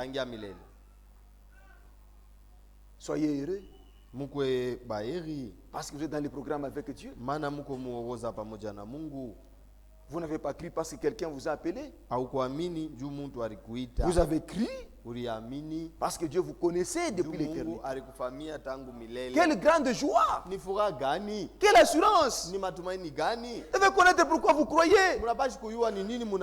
Les élus reconnaissent toujours la vérité en leur temps et se laissent conduire par le Saint-Esprit. Pour ça, nous allons remercier le Seigneur.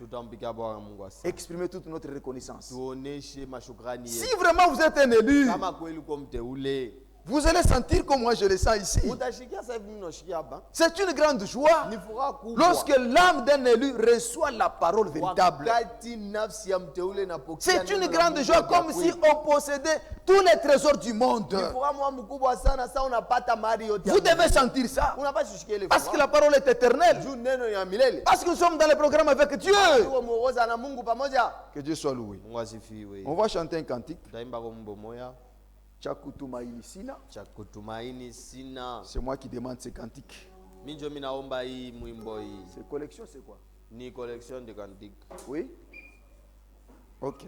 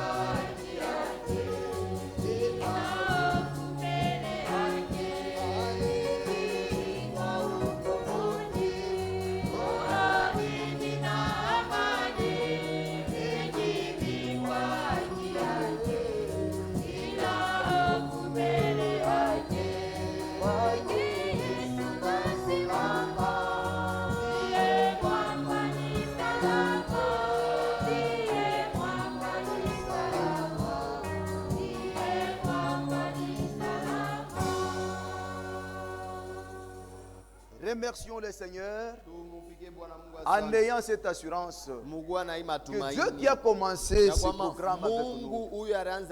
Quel programme, frère? Nous sommes dans le programme divin. Le monde qui était tombé dans l'humanité. La communion avec Dieu était brisée. L'homme était rejeté de la face de Dieu. Nous vivons maintenant les conséquences du péché. Dieu n'a pas voulu ça. Il veut nous remettre comme c'était au début. C'est là le programme divin. Maintenant dans ce programme-là, Dieu n'appelle n'importe qui. Dieu n'appelle que ses enfants. Remerciez le Seigneur pour ça. Comptez sur lui. Vous allez lui dire quelque chose quand même. Prions le Seigneur ensemble.